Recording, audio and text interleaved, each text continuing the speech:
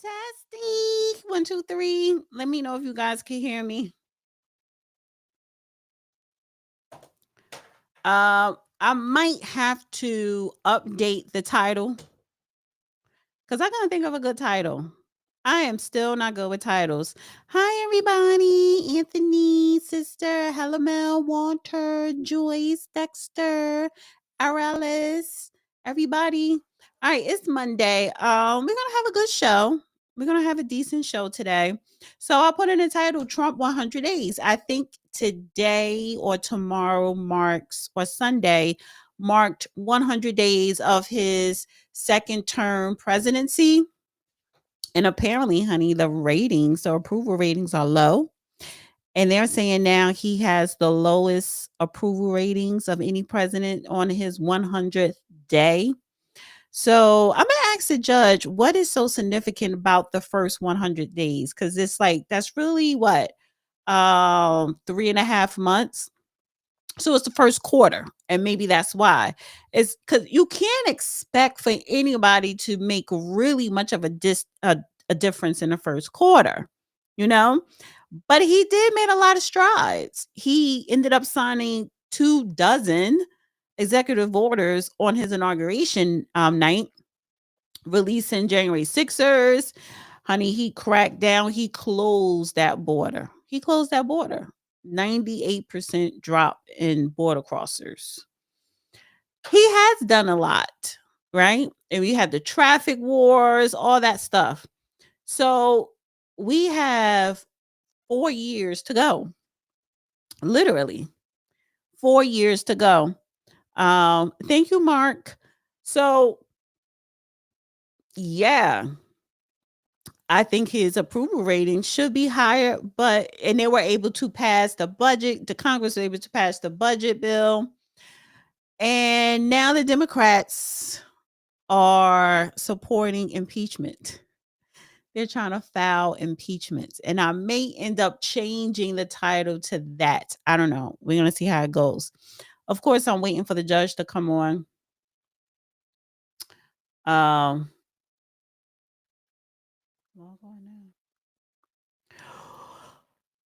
Tired. I'm sorry. I really never yarn in your faces. I have been productive today. I have been very productive today. So I'm a little bit tired. And you know why I haven't had time to actually flesh out a better title?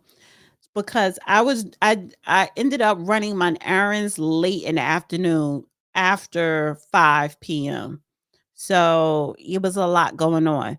So of course, so again, we're going to talk about Trump. Also, today was day one of the Tyree Nichols trial in Memphis, Tennessee. This is the state trial. And his mom took the stand. Oh my God, it was so heartbreaking. So I want to, talk about that with the judge.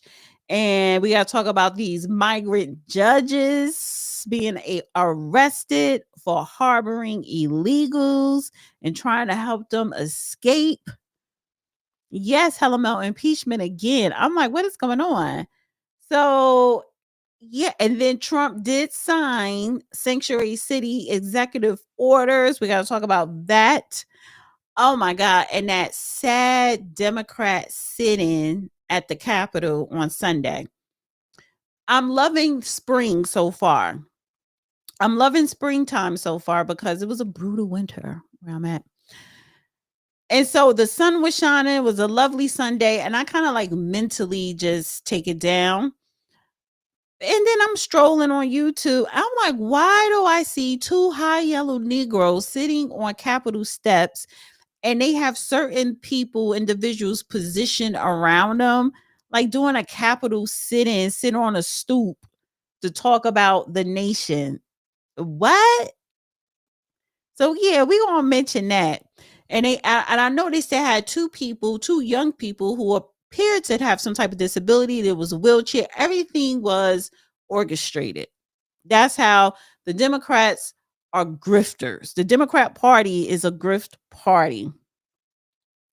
Um, the Philadelphia Eagles they visited the White House because they won the Super Bowl, but the quarterback didn't show up.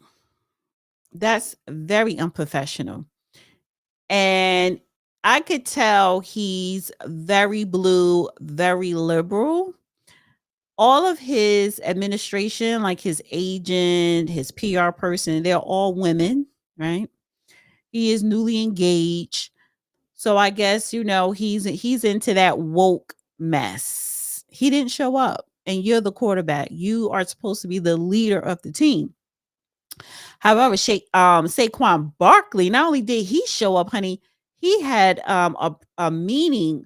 He hung out with President Trump on his golf course over the weekend. Yeah, that's a good look. But why couldn't a quarterback show up to the White House? I'm pretty sure every person on that team is not a Republican. So that was tasteless. I'm going to get into TD Jakes. He announced his resignation. We'll talk about Elon Musk, talk about John Legend, maybe some Marvin Gaye, and we probably do a Carmelo Anthony update. And I see the judge, but I'm going to wait till he gets settled before I bring him in. Yeah. And so, guys, I need you guys, and shout out to everybody listening on X.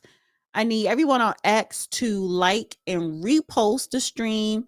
I need you guys here on YouTube to like and repost this live on all your social media outlets. Comment in the comment section. And yes, donate. Thank you, Walter. Walter's always the first person to donate. Hit that like button. Thumbs up. And my Vicky Dillard. Yeah, TD fakes.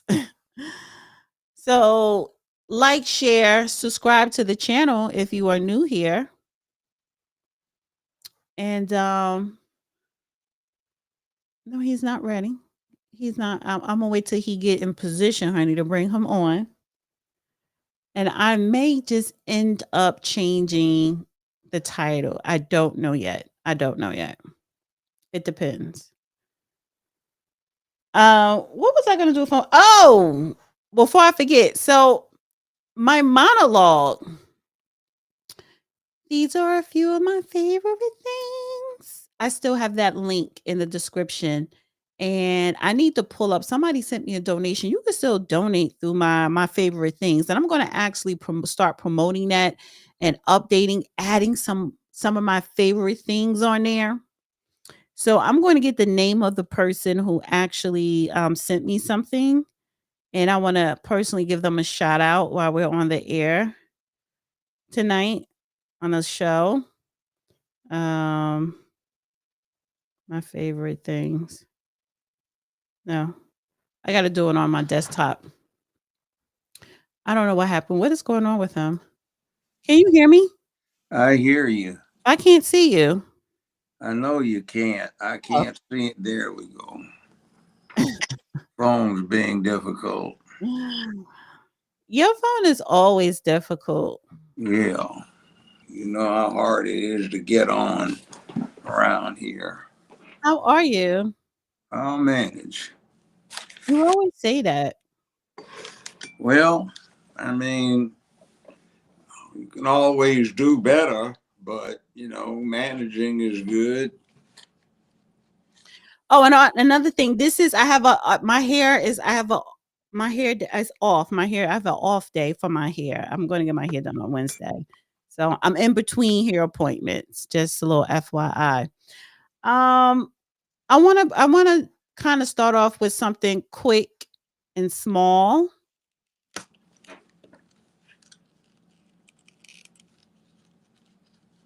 Yeah. What was it? So, of course, we just had to deal with the NFL draft this past weekend and end of last week. You did, not me.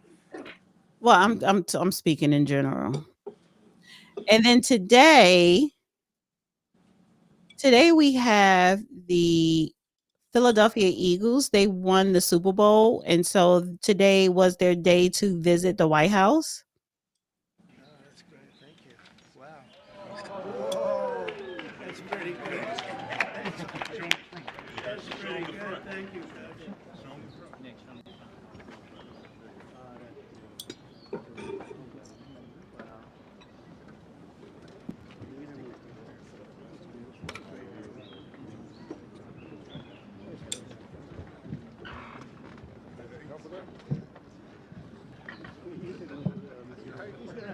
So that's them visiting the White House, but their quarterback didn't show up.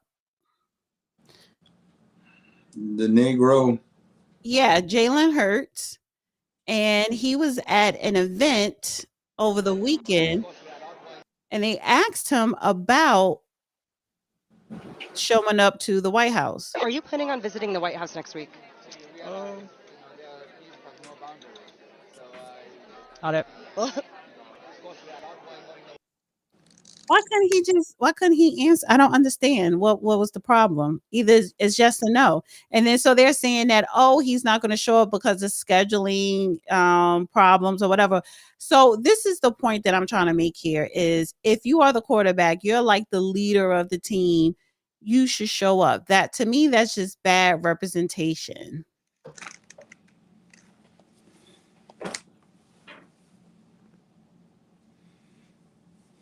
I need you to comment About what? about people who take this stuff too personal, when they should be more professional. Oh, great Caesar, what do you think the mob will think of you being made dictator for life? Mark, Anthony, give them bread and circuses and they won't care what their betters do. Donne pane et sequelcier. But I don't think this is a bread. So in other words, this is just gladiatorial mess that the peasants pay attention to instead of the business at hand. I'm not denying that it can't be entertaining, but they focus on it to the exclusion of everything else. The world passes them by and they get frustrated and don't know why. So anyway, there are much more exciting things in life. Well, I know. And the game's been made so soft. There are too many teams and too many games. Talent pool is too diffused. Well, TD Jakes, he made an announcement on Sunday that he is retiring as lead pastor at the Potter's House. I wanted to share it, and we started not to do it this way, but the thing that moved me was I wanted to share it with our e-church.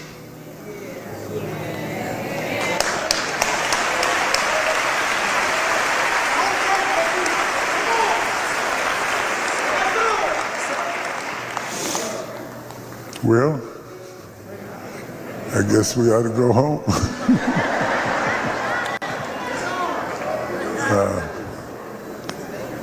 Please be good to our people.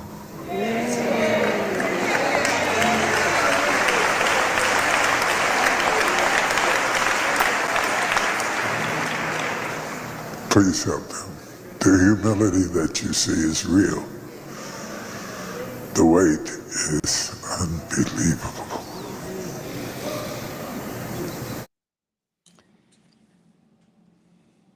I think he had a stroke. Remember, he got sick and passed out in his church. Froze. Huh? He froze. He froze, and then he almost fell. But I think maybe it was a mini stroke because he don't even sound like himself. So he's stepping down. I don't even know what he was talking about, but that last part when he was like, the pressure is heavy. I don't know. They say the devil will sometimes pay his chosen ones a visit. Maybe that happened.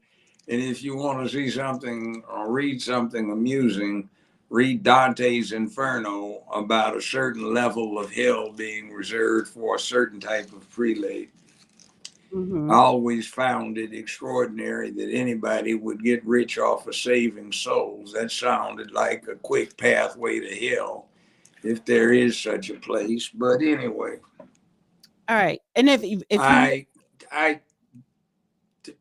there's a local yokel around here that tries to alternate between imitating him, Martin Luther King, and Malcolm X when he talks. And he's, lacking. But anyway, I always marveled when he would have those things where he'd have, what is it, the $1,000 line, the $500 line, the $100 line, and the $5,000 line, and a bunch of fools thinking they're going to hell and going to save themselves with a bribe or lining up to pay off or to get social glory.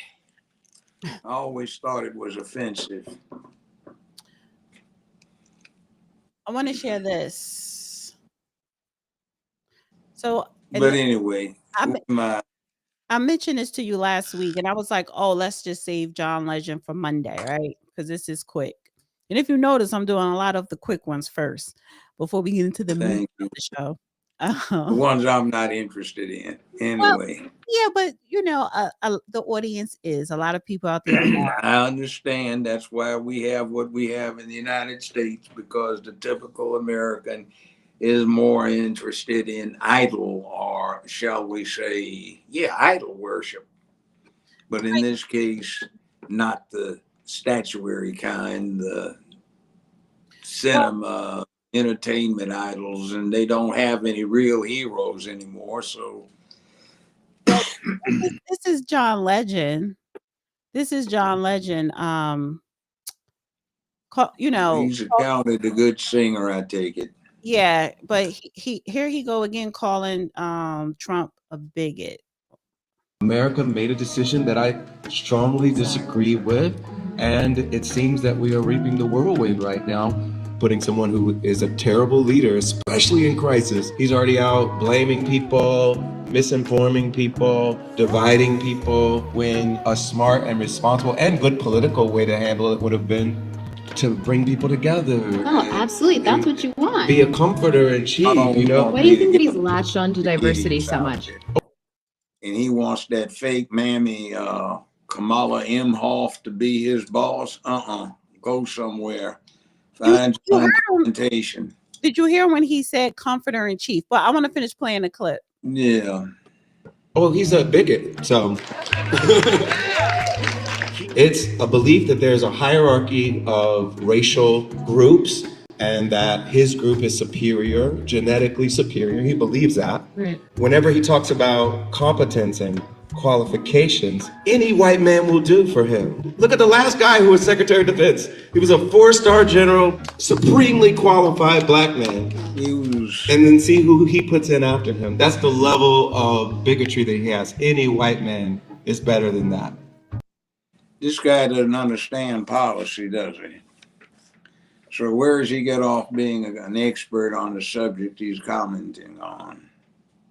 Well, he wants a comforter in chief. Did you hear him when he said? I heard that. That shows you how silly the whole thing is. And I was talking about this, have been for months.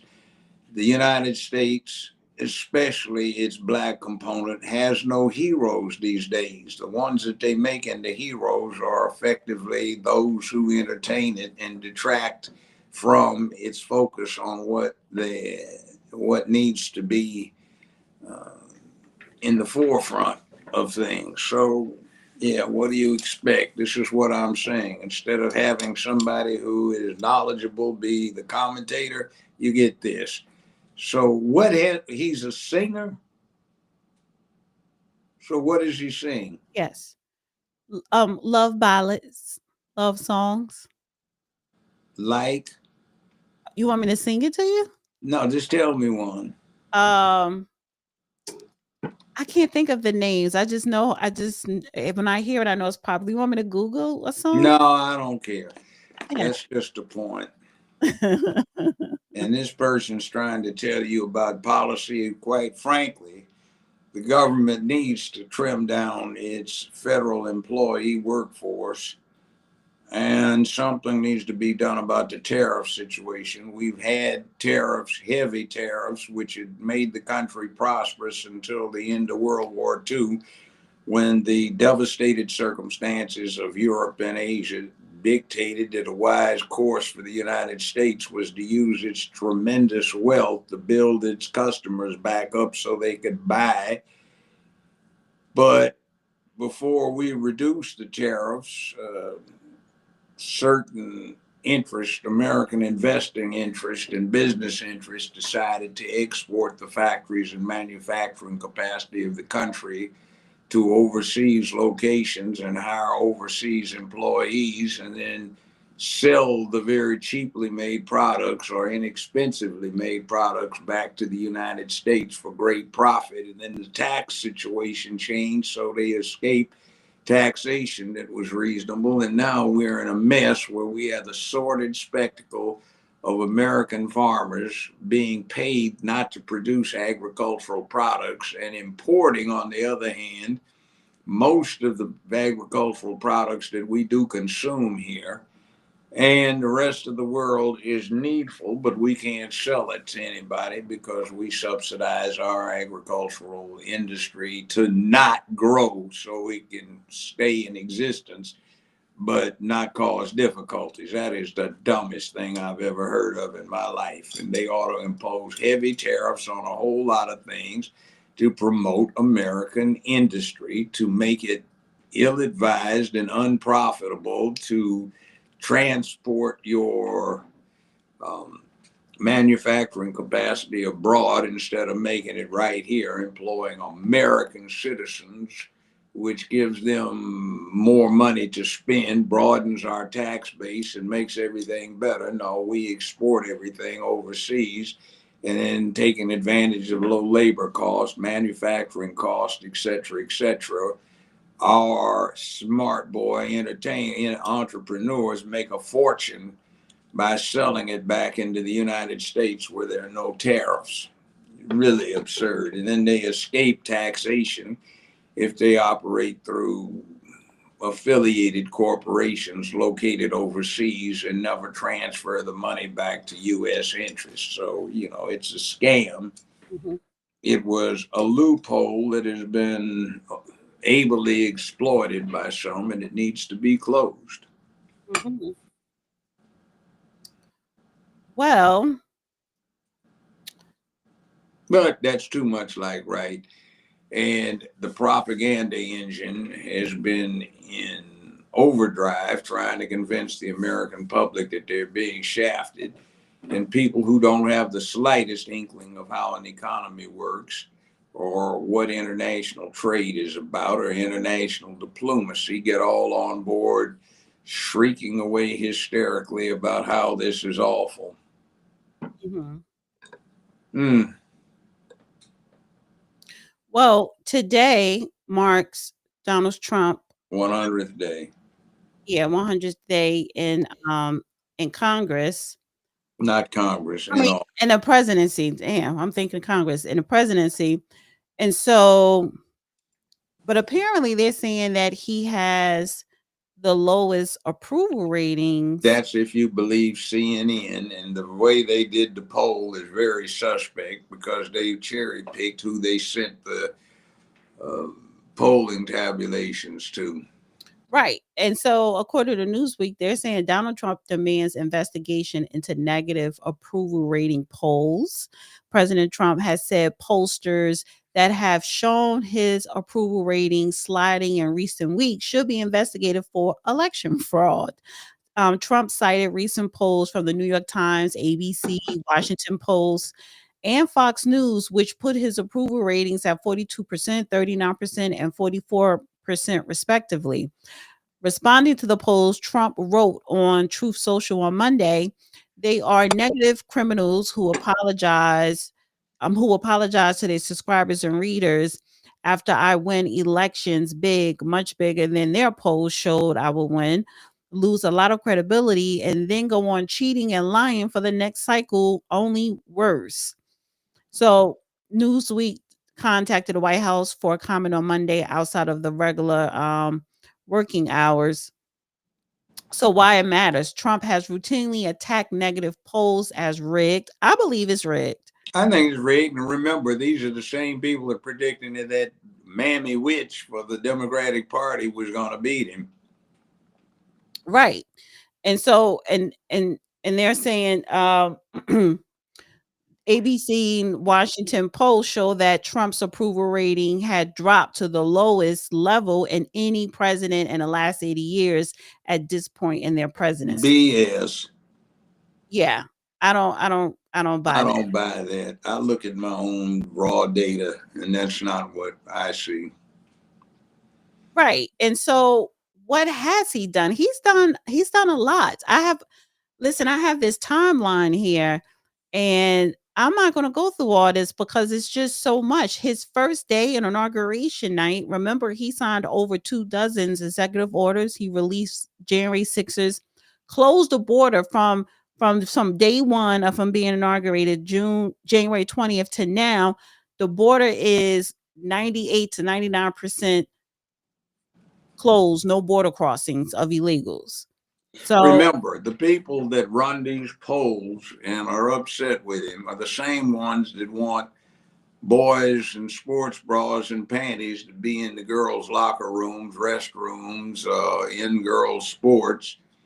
They're the same ones that want to neuter your children in school by taking them to the school veterinarian. They're the same ones that want to give away all of your tax dollars to people who don't have any job or employment opportunities. Meanwhile, they won't deal with setting anything up so they could get jobs. This is the same group that wants the people to perpetually dependent, so they will look to the big tit to feed off of and support this blue bunch in perpetuity. This is the same one that wants to destroy masculinity in the traditional family, so they're the ones that are upset. Meanwhile, I don't think there has been a president since Franklin Roosevelt, when he was trying to quickly implement the New Deal, who's tried to carry out so much of his promised agenda so quickly. And I approve of it. let me see this. Yeah, the usual suspects, same ones that were predicting he'd lose the election. But that didn't turn out right, did it?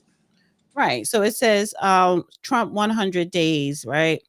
Approval is the green, disapproval, I guess it's like this light. Yeah. How many people did they each put in their pool? Now, there are 360 million people in the United States of America. And I bet you not one of them had 2,000 people in their pool. Right. And of course, it doesn't say. Usually it's 12 to 1,600.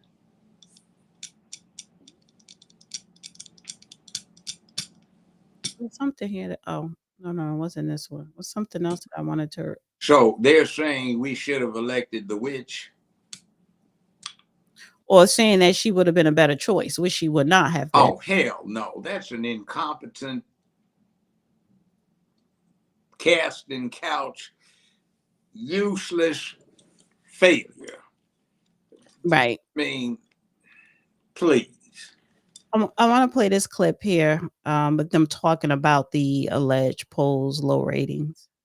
President talking tariffs and the economy. If you look at our new Fox News poll at 100 days job approval compared to other presidents, there you see the president at 44%, and you see his first term at 45% at this mark, the 100-day mark. We have other new polls that are revealing some concerns about the economy. Let's talk about that. The president talking. So I want to expand this here, right, to make this bigger. So term 2, 44%, term 1, 45%. Biden had 54% in his first 100 days. That's because they were staunchly behind him. And the problem with this whole thing is the people they're asking don't have a clue what inflation is. Other than that, the fact of the matter that's obvious is they pay more for what they get and get less for what they pay for. They understand that, but they don't have a clue as to how it gets there or what drives it. Tariffs, they don't even know. I bet you most of them don't even know what a tariff is. So you're going to take a poll on that? It's just this usual crowd of suspects that is trying to influence the opinions of a lot of people who know absolutely nothing about the subject, because what they are saying, I don't care what happened with the NFL draft last night. And that's what they're focused on. So Obama, okay, 62%. That's because black people was just so happy it was a black man. I think he's been one of our worst presidents ever. Bill Clinton, on balance, wasn't bad, though some of the stuff he did was absolutely atrocious. George W. Bush ranks, in my mind, with being one of the worst presidents we've ever had. And Biden was just, frankly, always a low-grade piece of urban trailer park trash who was ripping the public off by misappropriating funds and doing inside deals and getting money under the table. He was a crook.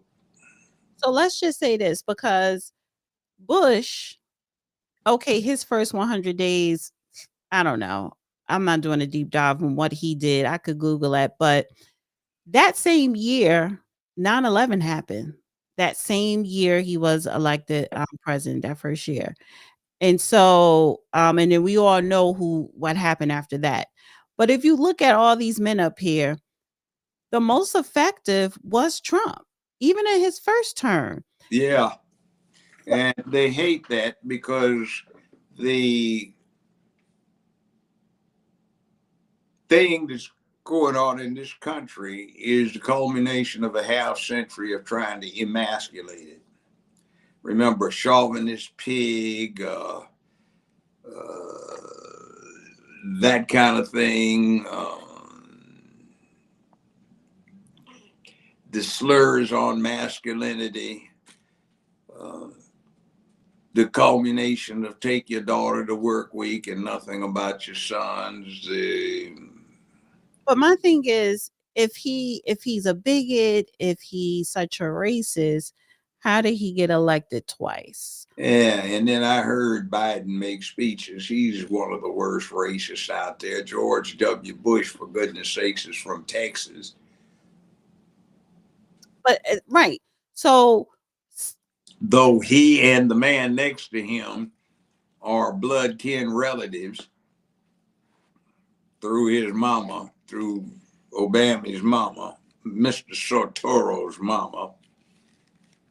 Mr. Sotoro's maternal grandfather is first cousins with George W. Bush's daddy.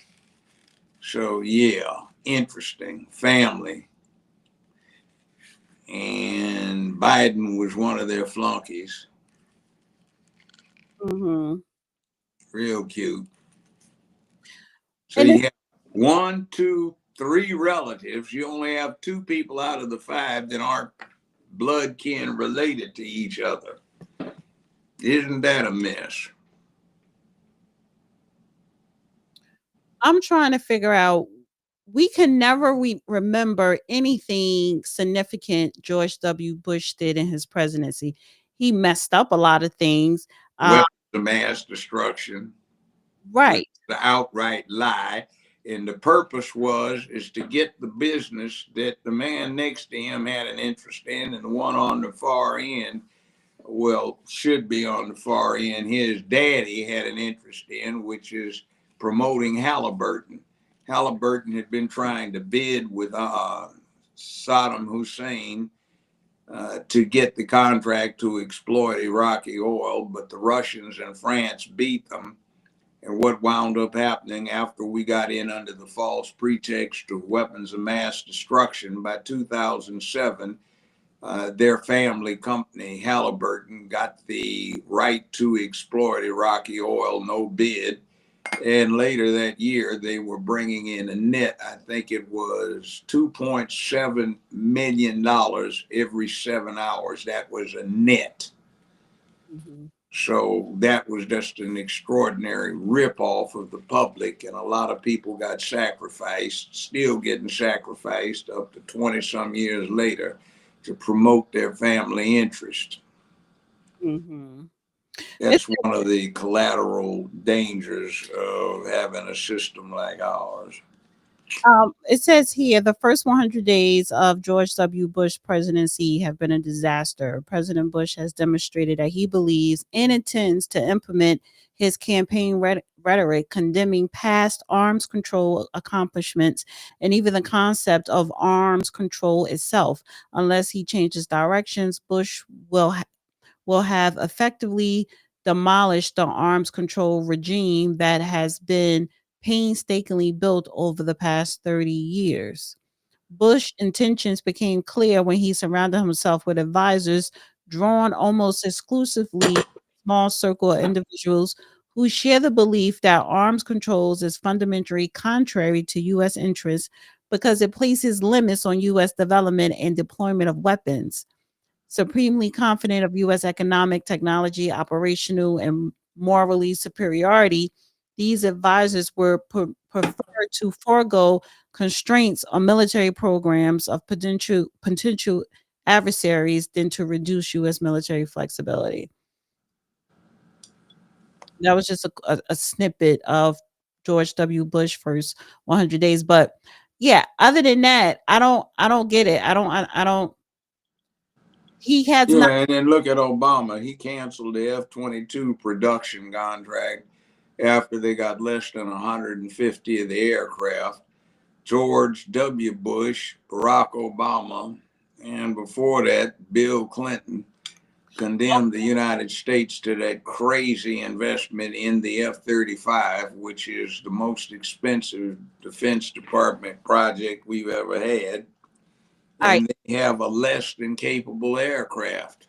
So I do have a list here of George W. Bush.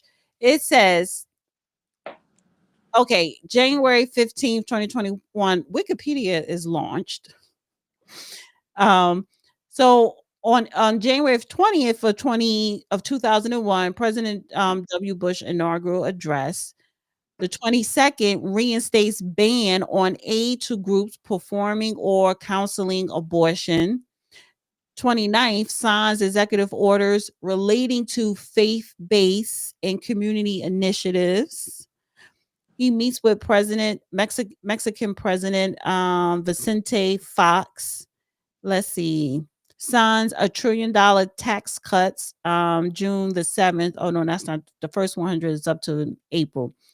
Dennis Tito becomes world first space tourist. U.S. surveillance aircraft in collision with Chinese fighters. Rejects Kyoto Protocol, which is an international treaty to reduce global warming by setting limits on industrial emissions. He didn't do nothing. What did Obama do his first 100 days? Let's see.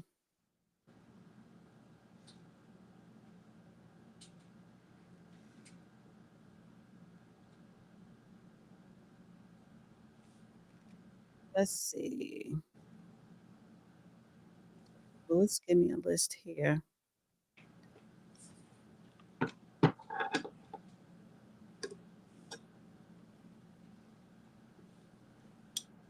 All right. The first term. Mm-hmm. Or second. Let's see.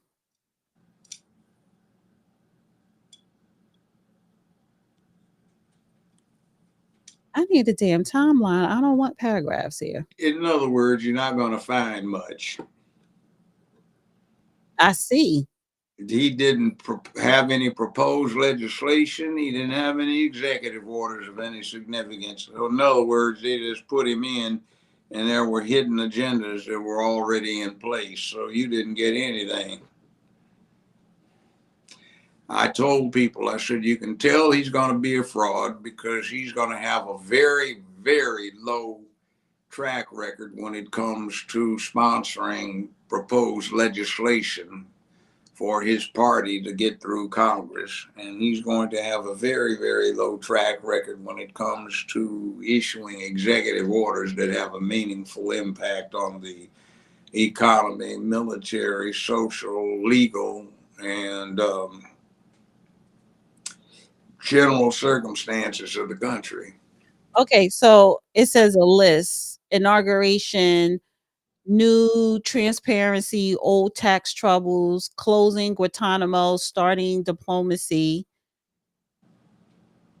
selling the stimulus, savaging the stimulus, reaching out, changing directions, courting the stimulus, spectus, fair, unfair pay, bonus, but he didn't have anything. No, he didn't. He was useless. He was a chick flick matinee star who was quite entertaining to some populations and did very little for anybody. But he did a lot for some of his friends.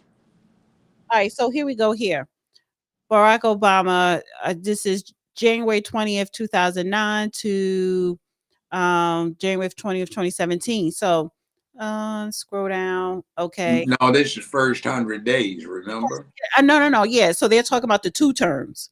This is the first term that I'm going to read out. So January 20th, he was inaugurated. 22nd, executive order ensuring lawful interrogations directs the detainees in armed conflict shall be treated humanely and not be subject to violence to life and person or outrages to personal dignity. Also on the 22nd, directs review of cases in order to close Guantanamo Bay Detention Center, a controversial military prison for terrorism suspects. The 29th signs the Lilly Ledbetter Fair Pay Act of 2009. That's not an executive order and that's not proposed legislation. He signed legislation that was sent to him to endorse in his role as president or veto. So the question is what executive orders did he issue? In other words, how many and what about? That said an executive order to close Guantanamo Bay. No, I said that's just follow the American law. The problem with Guantanamo Bay was it was not in compliance with American law, and somebody in the Defense Department was way out of line. So what did he do that was proposed legislation that he sent over to his party in Congress saying, please get this passed? So it says he did address joint session of Congress on February 24th. That's mandatory. He signs Matthew Shepard and James Byrd Jr. Hate Crimes Prevention Act. Or that was in October. That's not his proposal. That's the legislation that got sent over. Okay. The point is what did he send over saying, I want this passed? The first 100 is the executive order to close Guantanamo and the Lilly Ledbetter Fair Act. And he addressed. That's not something he sent over. That's what got sent to him. In other words, Congress passed it and sent it to him to sign it. I'm asking, what did his administration draft and send over and say, I want this passed? He didn't. What do you mean? Executive orders? You said executive? No. See, the president can't pass laws. The Congress does. But a president, as part of his policy, can have his staff or himself draft up proposed legislation to send over to Congress. It doesn't count when the Congress sends it to him for his signature.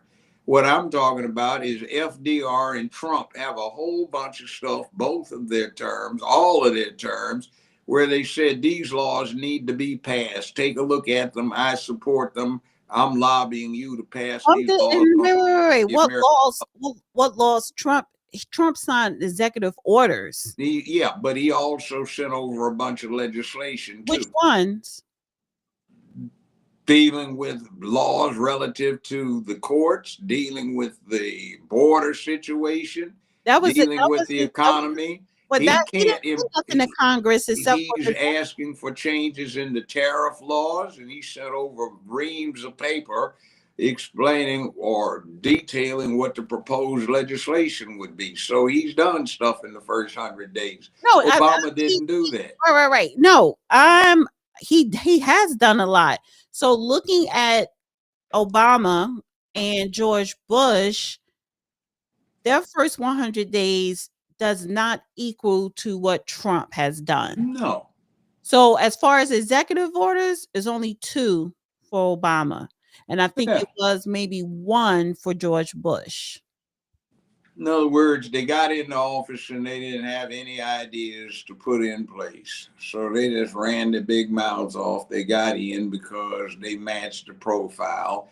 And Bush got in basically because down in Florida there was a debacle. That thing down there between Bush and Gore, when the major media entities got, through Truth in Lending, access to all of the ballots and had independent auditors go through them, they got the same results that the judge did when she appointed her own independent auditors. The Bush campaign did and the Gore campaign did.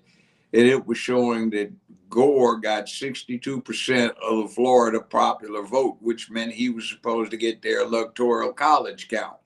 However, Kathleen Harris, who was the elected election commissioner for Florida and then volunteered to be co-chair of the Bush campaign, which should have resulted in her resignation, when she found out that, well, talking to the federal judge involved, when she found out that the count was 62 for Gore, she ran out of the courtroom in her bare feet, according to the judge, ran to the nearest phone or got her cell phone active and called in and said cancel the rest of the election. So okay, so yeah. let me read Obama's second term. It gets worse. So he was inaugurated. His second inaugural address was January 21st, 2013. No executive orders between then and May. May 18th, the Boston Marathon terrorist attack.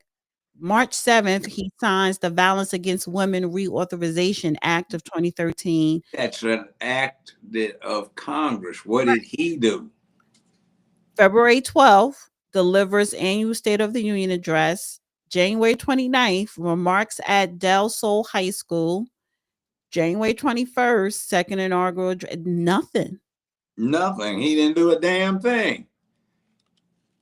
I've been telling people that for the age. What did he do? Is that leadership? No, that's just appearance. You got a chick flick matinee, and he was the star. Oh, he's dreamy, he's tall, he's handsome. And that second term, in that first year of the second term in 2013, it was 1 executive order preparing the United States for the impacts of climate change, direct agencies to act to make it easier for local communities to be more resilient to climate change.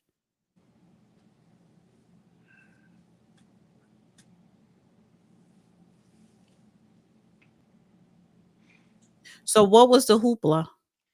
Yeah.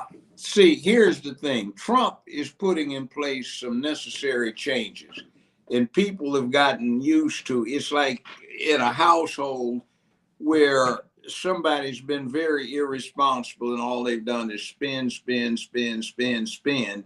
And then somebody says, wait a minute, we're going broke up in here. We can't keep this up. We're going to have to cut back. Oh, no, I want to get, I can't stand you, Mom. You know I wanted my Air Jordans, blah, blah, blah. Well, honey, we can't afford them.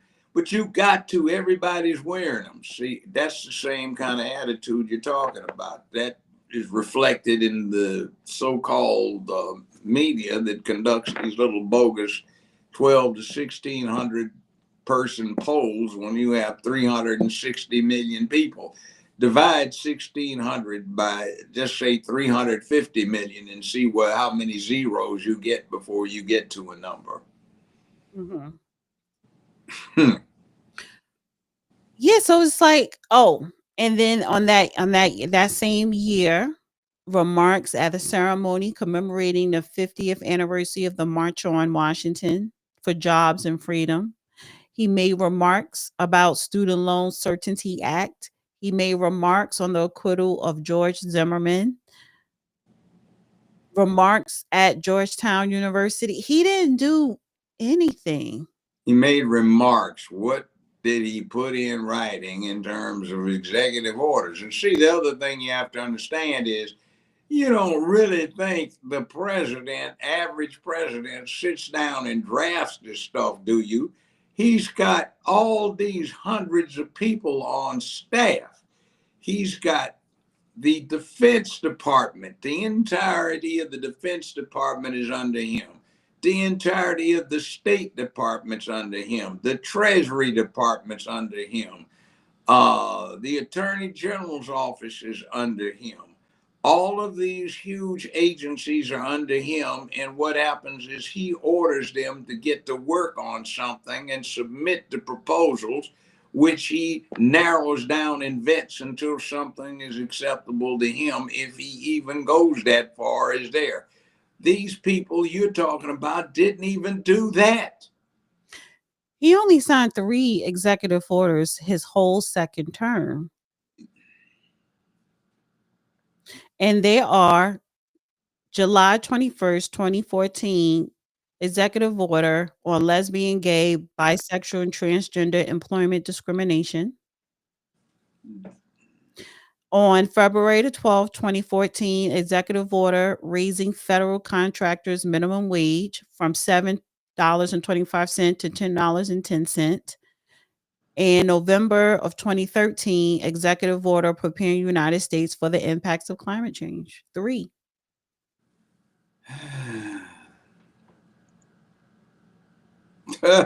It's crazy though, because when you read what he done on paper on a timeline, it's like, no, this man didn't do shit. But that's what I've been telling people. What was the hoopla about? Because it's all, see, look, this started, and I'm not getting on how efficacious he was. It was with Reagan.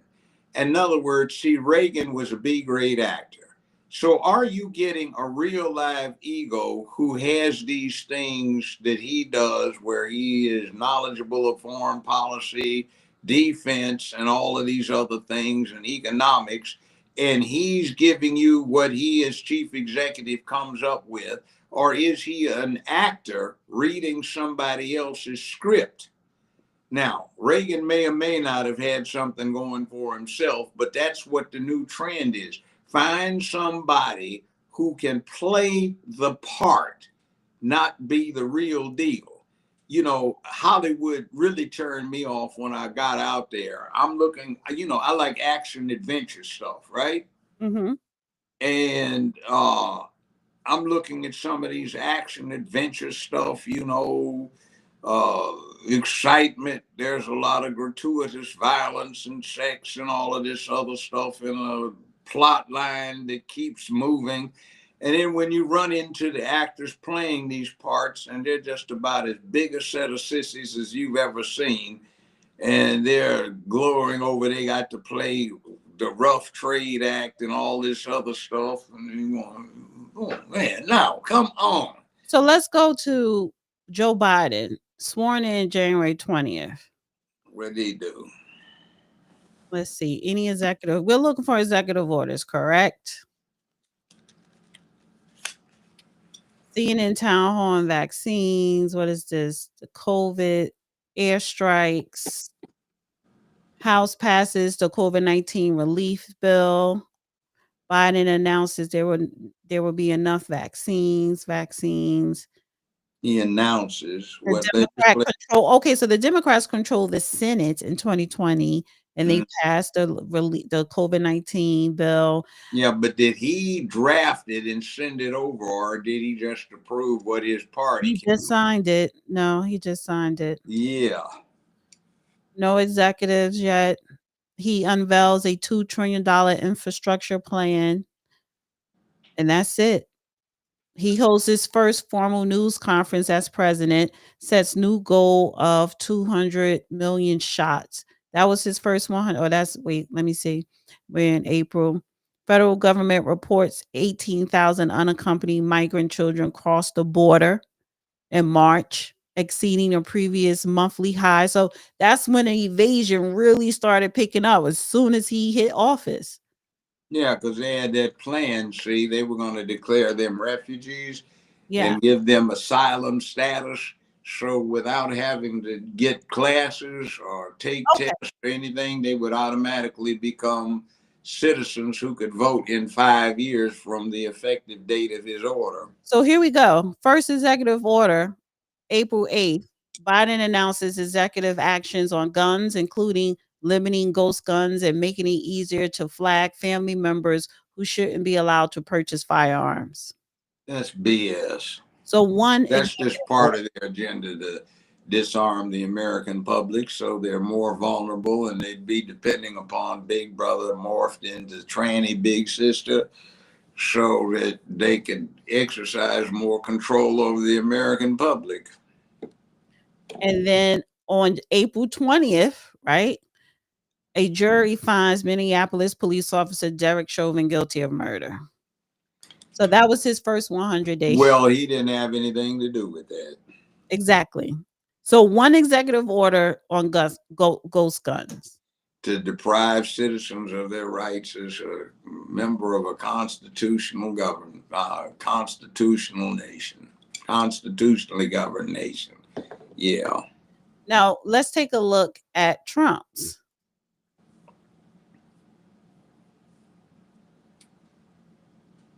Shit. All right. Day He by had a whole bunch. right. He just got a whole bunch. January 20th, Trump signs executive orders to clear only 2 biological sexes. Trump orders U.S. to leave the WHO, the World Health Organization. President signs more than 24 executive orders, including eliminating DEI and freezing U.S. aid contracts and foreign aid. It doesn't. It goes on and on and on and on. He did so much here, so much. Yeah, you see, he knew he was going to be the president at least by November, all right? And by the middle week of November. So you mean to tell me that somebody has got all of this potential staff and they waste all of this time and they walk into office and they take the seat in the White House and they don't have a single thing to start working on? See, that always got me like, oh, come on, dude. Oh my God. And so again, and that's why I'm glad you say, well, what did he do? What did he do? And I didn't really have time to flush this all out because I was running around today. But you're right. Listen, go and do a compare and contrast. If you read the shit on what these people did, because it's there. It's there forever. And you compare and contrast, they didn't do nothing their first 100 days. Yeah, in other words, the media is getting on Trump for being probably the most productive president in the last 80 years. So what exactly are you complaining about? So is that a sign that basically says the reason why they don't like it, because presidents is not supposed to be productive. They're supposed to just follow orders of. Yeah. Or they have agendas that they facilitate, and the agendas don't have much of anything to do with ordinary people except maybe to jack them around. Right. It's like for good. And then see, a lot of stuff I say I did not get from law school. I got from the 5th and 6th grade in elementary school.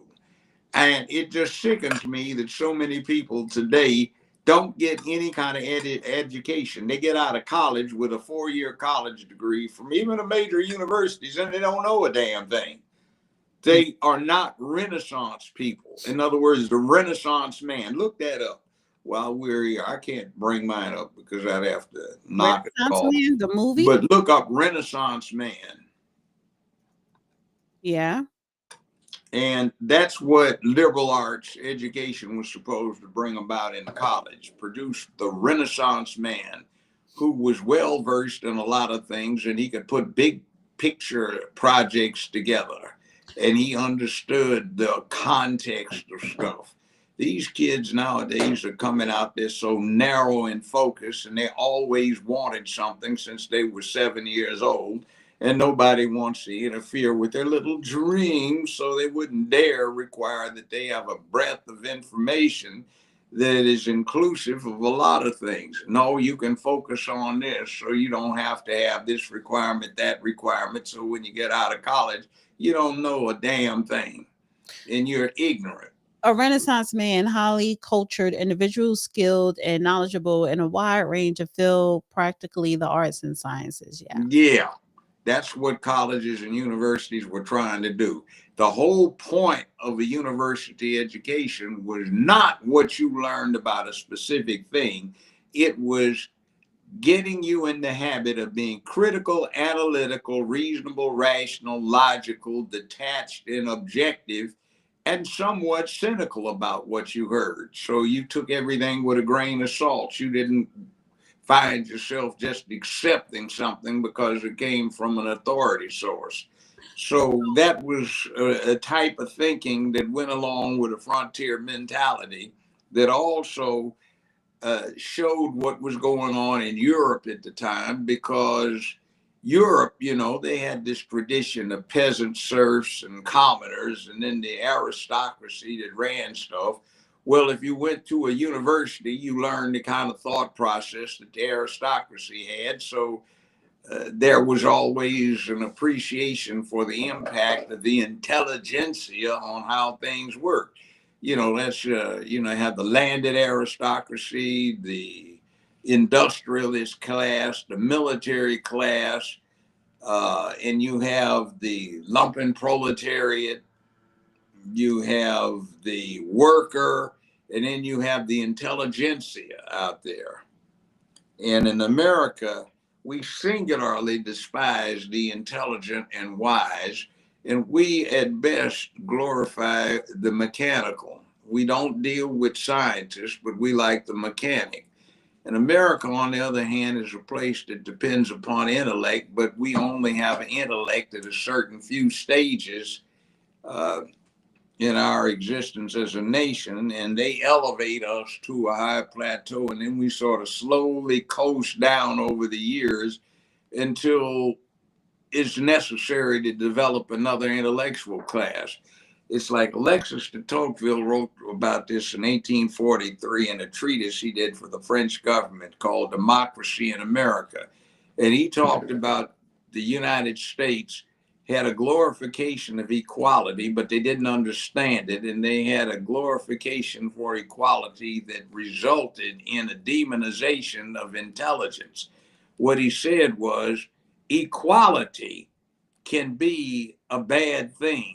He said America needs only look at its slaves, who are all equal in their subservient status. Who would want to be like that? He said, but they don't understand that. So what happens is, with this thing of equality, the way the American public saw it, he said the, quote, typical frontier peasant farmer thinks he's the equal of a doctor of philosophy. So what happens is that peasant disregards all of the learning, the acumen, the study, the discipline, the exposure that has made this doctor of philosophy different than he is, and he negates it. He says, I'm the equal of this PhD. So since I'm the equal, everything he knows that I don't know is irrelevant. Mm-hmm. And he glorifies ignorance. And he said that is a bad thing for the country. But on the other hand, he says the funny thing about it is the aristocracy in America is not the industrialist. He said it's not the plantation farmer. He said it's the lawyers who know how this system works, keep it together, and they become the aristocracy because they know how to work the system. He said most lawyers preserve the status quo. He said a very few rock the boat, and it's those who rock the boat who keep things progressing.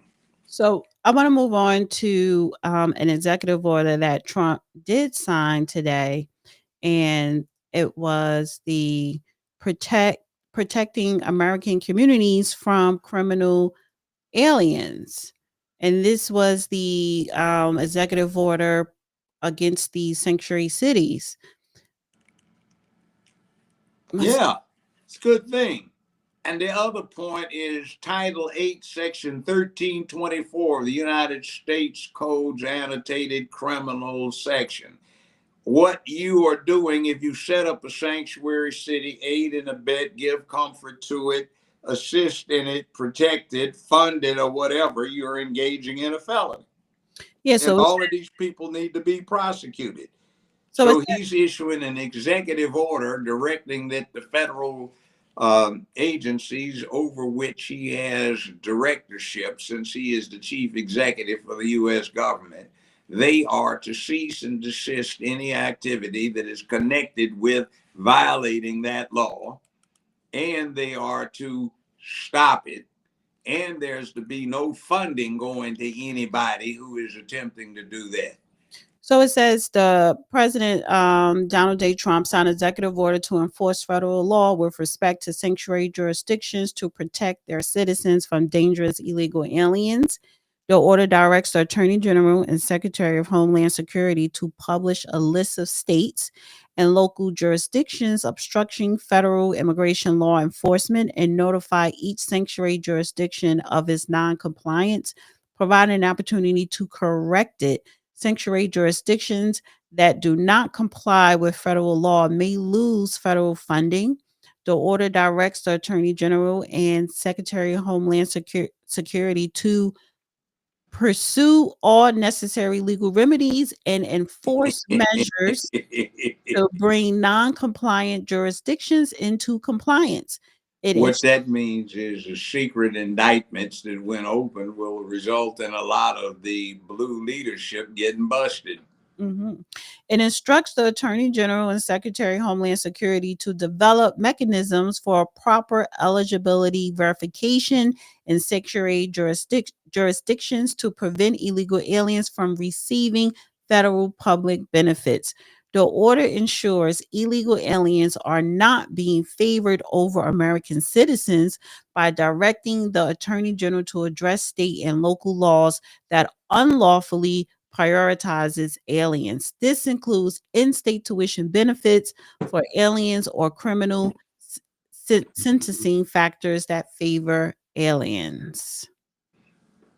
Amen. Now, by the way, the use of tax incentives to deal with compliance is not unprecedented. Back in the 1970s, there was a problem with Bob Jones University. It was a private religious institution, and it was cut off from tax advantages because it was very segregationist. Well, they opened the doors and stopped segregation, but they had an unusual requirement.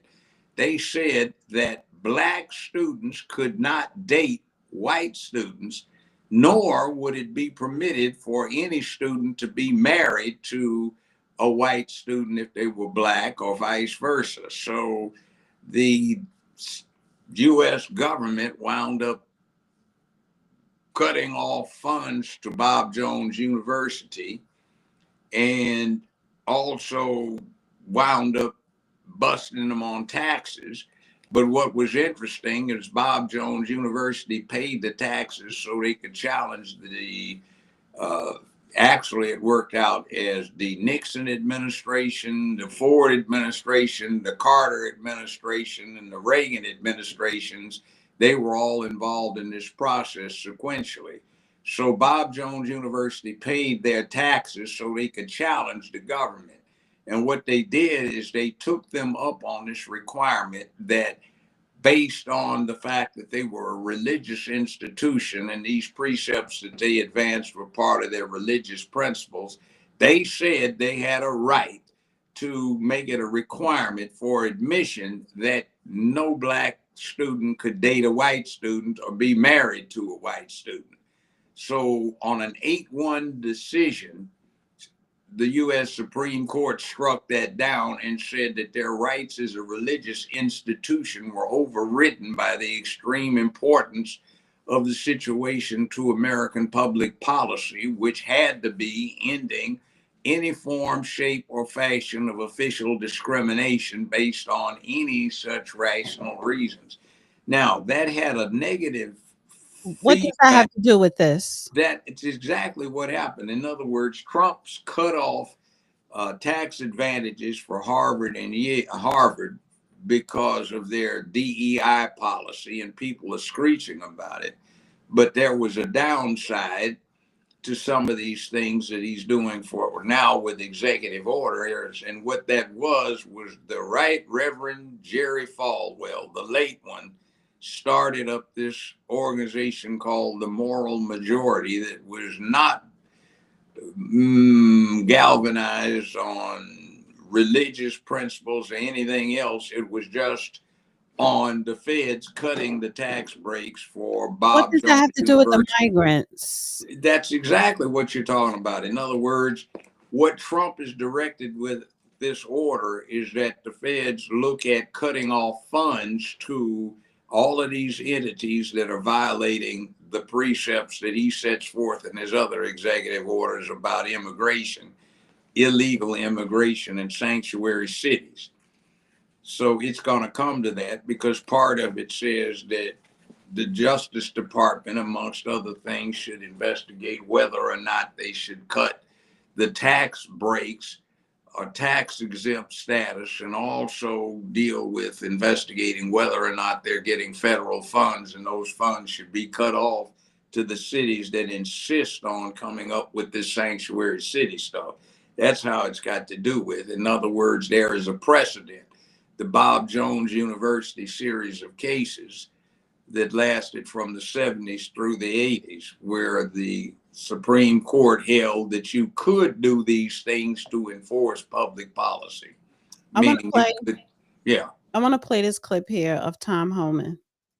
We have seen one estimate that says it would cost $88 billion to deport 1 million people a year. I don't know if that's accurate or not. Is that what American taxpayers should expect? What price do you put on national security? Is that worth it? Is there a way to carry out mass deportation without separating families? Of course there is. Families can be deported together. And I want to play this clip here. In other words, the point this woman is trying to get at is, hey, if these criminals violate the law, shouldn't we give them a break for humanitarian purposes? And his comeback is essentially, in essence, hey, they shouldn't have broke the law. Just like the president said Your this, Honor, and I quote, my client has 3 children, and if you put her in the penitentiary, she has no one that'll keep them. The children would be put in foster care. Well, she should have thought about that when she committed all of these Class B and Class A felonies. 15 to 60 years in the penitentiary and 8 to 30 in the penitentiary. Should have thought about that. Let me play this clip. yesterday the president said this, and I quote, "We cannot give everyone a trial because to do so would take, without exaggeration, 200 years." Now, the court has said that those subject to the statute needed to be given the opportunity to challenge their removal. To me, I interpret that as a sense of due process. How do you interpret that? I think due process was given, like the Maryland father, the MS-13 terrorist that was removed. He had due process. He was ordered removed by 2 different immigration judges. But here's what they're doing. But here's the plan. The Biden administration overwhelmed the system. 10.5 million people came to the border. They know it's going to take years to get through the court docket. By then, they're hoping there's another Democratic administration in. They'll have U.S. citizen children. Then all of a sudden, nobody wants them removed. We're spoiling their plans to have future Democratic voters and through a census, have control of the House through a census vote. Democratic sanctuary cities get more seats in the House. This is their plan. That's why they overwhelmed the system. That's why they didn't detain them. When they detain them, they get a hearing in 35 days. They released them. Now it's going to take 5 to 7 years. They're going to keep playing this game through the immigration courts, through appeal after appeal after appeal, district judge to slow us down, because their hopes is they'll gain power again, then they can warrant amnesty to 10 million illegal aliens that are released in this country illegally. That is their plan, and we're trying to remove these public safety threats and national security threats as quick as possible. They're putting every roadblock imaginable in front of us to prevent us from doing that. Yeah, you want to give amnesty, status, to murderers, rapists, panderers, major drug dealers, organized crime figures, because you are so selfish. You want them in so you can slant the electoral college, so you can slant the number of representatives that a given state that is slanting itself already to the far left. That's just so selfish and narrow in focus. So it says here the Trump administration is also revoking 4,000 visas for students with criminal records for assault, robbery, breaking the law with no consequences. I think that's appropriate. I didn't really pay much attention to it until lately. And I'm saying, wait a minute, this guy has a robbery conviction and a felony drug conviction, and he's on a student visa, and it has not been revoked. What's going on? This guy has 2 aggravated assaults that he's been convicted of, and he's still on a student visa and it's not revoked. What's going on? See, that was not the case some decades ago. So what happened? That's the use of prosecutorial discretion, where somebody says, hey, just lay off of it, we'll overlook it. Maybe this person can be granted amnesty or asylum because of this situation, so that we can fast track him into being a good citizen. So other people who've been here 5, 10, 15 years trying to do it the right way, they get moved to the back of the line in favor of somebody that's broken the law. Where the devil are we going to get off if we are a country of laws rather than of the operations of men, if we give priority to people that have just flaunted the law? More than 90% of rogue students who saw their visas nixed had committed crimes such as arson, wildlife and human trafficking, child endangerment, domestic abuse, DUI, and robbery, a senior State Department source told the Post. More than 500 of them had assault raps. So, yeah, that's serious. Yeah. And look at the South American nations whose crime rates have dropped way down once they got rid of all of their criminal elements who came up to the United States. Right. So I want to swing to the judges, right? And I do want to play this clip here. Maybe I should have had that as a damn title tonight. I don't know. Justice for all. A judge under arrest and facing charges accused of flouting federal law to help an illegal immigrant. Federal prosecutors say Milwaukee County Circuit Court Judge Hannah Dugan allegedly helped that migrant avoid arrest by ICE officers at the courthouse. It's a bizarre case and it's still unfolding. Hello, I'm John Roberts in Washington. Sandra, good to see you back again. All right, good to be back with you as well, John. I'm Sandra Smith in New York, and this is America Reports. So today's arrest of a judge marks the second such case in the last 24 hours. A former New Mexico judge and his wife were taken into custody yesterday. Federal agents arresting them for harboring a suspected Trinidad gang member in their guest house. For more on all of this, we are honored to have in the new U.S. Attorney General, Pam Bondi. It's good to talk to you, Pam. Good to talk to you. So let me read a little bit from the criminal complaint here. And Judge Dugan says, despite having been advised of the administrative warrant for the arrest of Flores Ruiz, Judge Dugan then escorted Flores Ruiz and his counsel out of the courtroom through the jury door, which leads to a non-public area of the courthouse. A foot chase ensued. The agents pursued Flores Ruiz for the entire length of the courthouse and ultimately apprehended him. According to this complaint, Judge Dugan was visibly angry that ICE was there to arrest Flores Ruiz, even tried to kick the deportation agents out of the courthouse. Yeah, and to set the stage for you and Sandra, this was truly horrific. This guy was in court being prosecuted by a state prosecutor for domestic violence battery. He had beat up 2 people, a guy and a girl. beat the guy, hit the guy 30 times, knocked him to the ground, choked him, beat up a woman so badly they both had to go to the hospital. And John, you know, it's so rare for victims to want to cooperate. They wanted to cooperate. They were sitting in the courtroom with the state prosecutor. The judge learns that ICE was outside to get the guy because he had been deported in 2013, came back in our country, commits these crimes, charged with committing these crimes, victims in court. Judge finds out. She goes out in the hallway, screams at the immigration officers. She's furious, visibly shaken, upset, sends them off to talk to the chief judge. She comes back in the courtroom. You're not going to believe this. Takes the defendant and the defense attorney back in her chambers, takes them out a private exit and tells them to leave. While a state prosecutor and victims of domestic violence are sitting in the courtroom. Wow. You know, Madam Attorney General, great to have you here, and thanks for coming back on America Report. So we remember these words of Tom Homan, the border czar. This was March 17th, and his message on these judges who apparently are trying to get in the way of this administration's efforts. Listen. I'm proud to be a part of this administration. We're not stopping. I don't care what the judges think. I don't care what the left thinks. We're coming. So when you see these judges trying to obstruct your efforts to make this country safer, what is your message to them? We are going to prosecute you, and we are prosecuting you. I found out about this the day it happened. We could not believe, actually, that a judge really did that. We looked into the facts in great depth. That's her picture up on the screen, Hannah Dugan, who is now in custody. You cannot obstruct a criminal case, and really, shame on her. It was a domestic violence case of all cases, and she's protecting a criminal defendant over victims of crime. So, anything you want to say about your fellow judges? Like fellow citizens, some of them are crooks.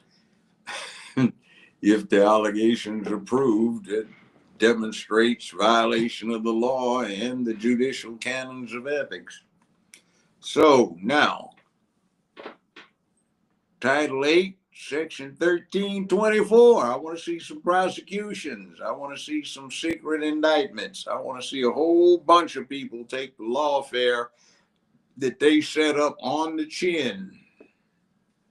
Bam.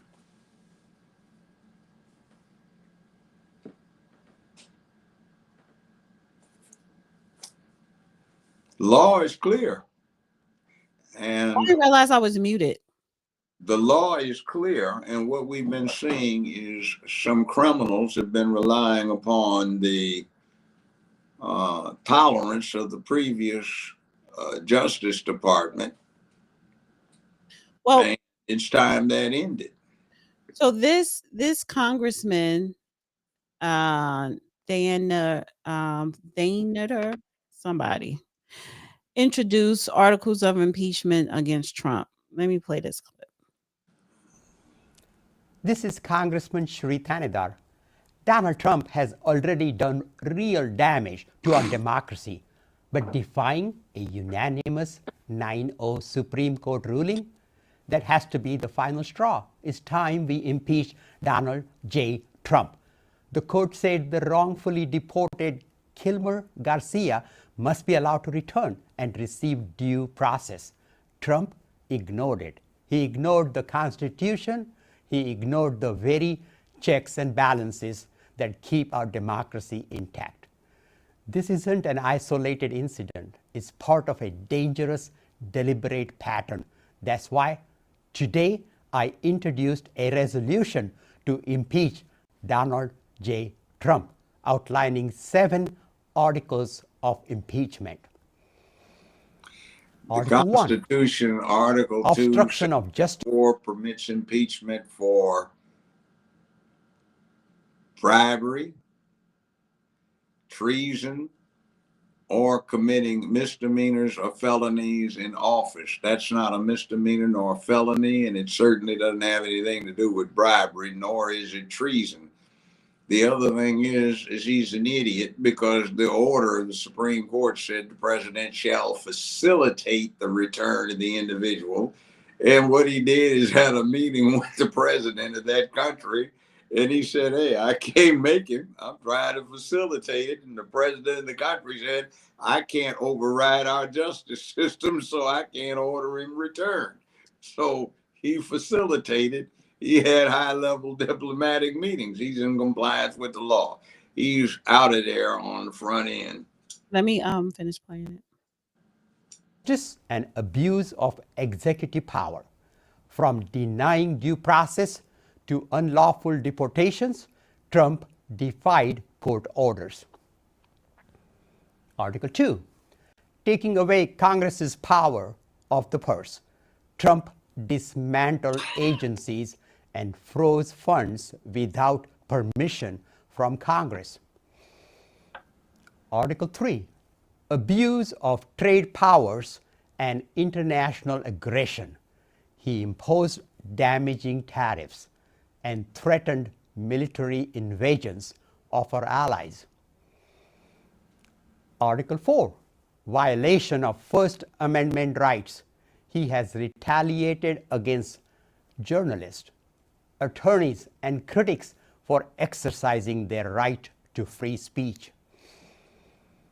Article 5, creation of an unlawful office establishing the so-called Department of Government Efficiency, DOGE, and giving Elon Musk unconstitutional power over our government and personal data. Article 6, bribery and corruption. He has dismissed criminal cases and solicited payments from foreign governments and coerced legal settlements for personal and political gain. Article 7, tyrannical overreach. Finally, and most importantly, he is attempting to consolidate unchecked power and erode the constitutional limits of the presidency. In this country, we have presidents, not kings. That's not just misconduct, it's impeachable misconduct. This isn't leadership, it's tyranny. If we let this stand, we are saying the president is above the law, that the United States Constitution is optional. I won't be silent, and I'm calling on all my colleagues, Democrats, Republicans, and Independents, to stand up with me. Enough is enough. Donald J. Trump must be impeached. He's so ignorant, he sounds like a goddamn fool. The only one that is even half legit is Article 6 that alleges bribery, and it just uses the words because what he's alleging consists of bribery is not that. There's no such criminal law in the United States that he is could be alleged to have violated. And again, there are only three things: bribery, treason, or felonies or misdemeanors committed in office, and none of them consist of felonies and misdemeanors in office. One of them is something that he's talking about. There's the effect, and he can't generate a specific instance of any payout or solicitation of an actual payout. I was just pathetic. And the other thing is frankly, that's like an idiot running around talking about somebody needs to go to jail for what?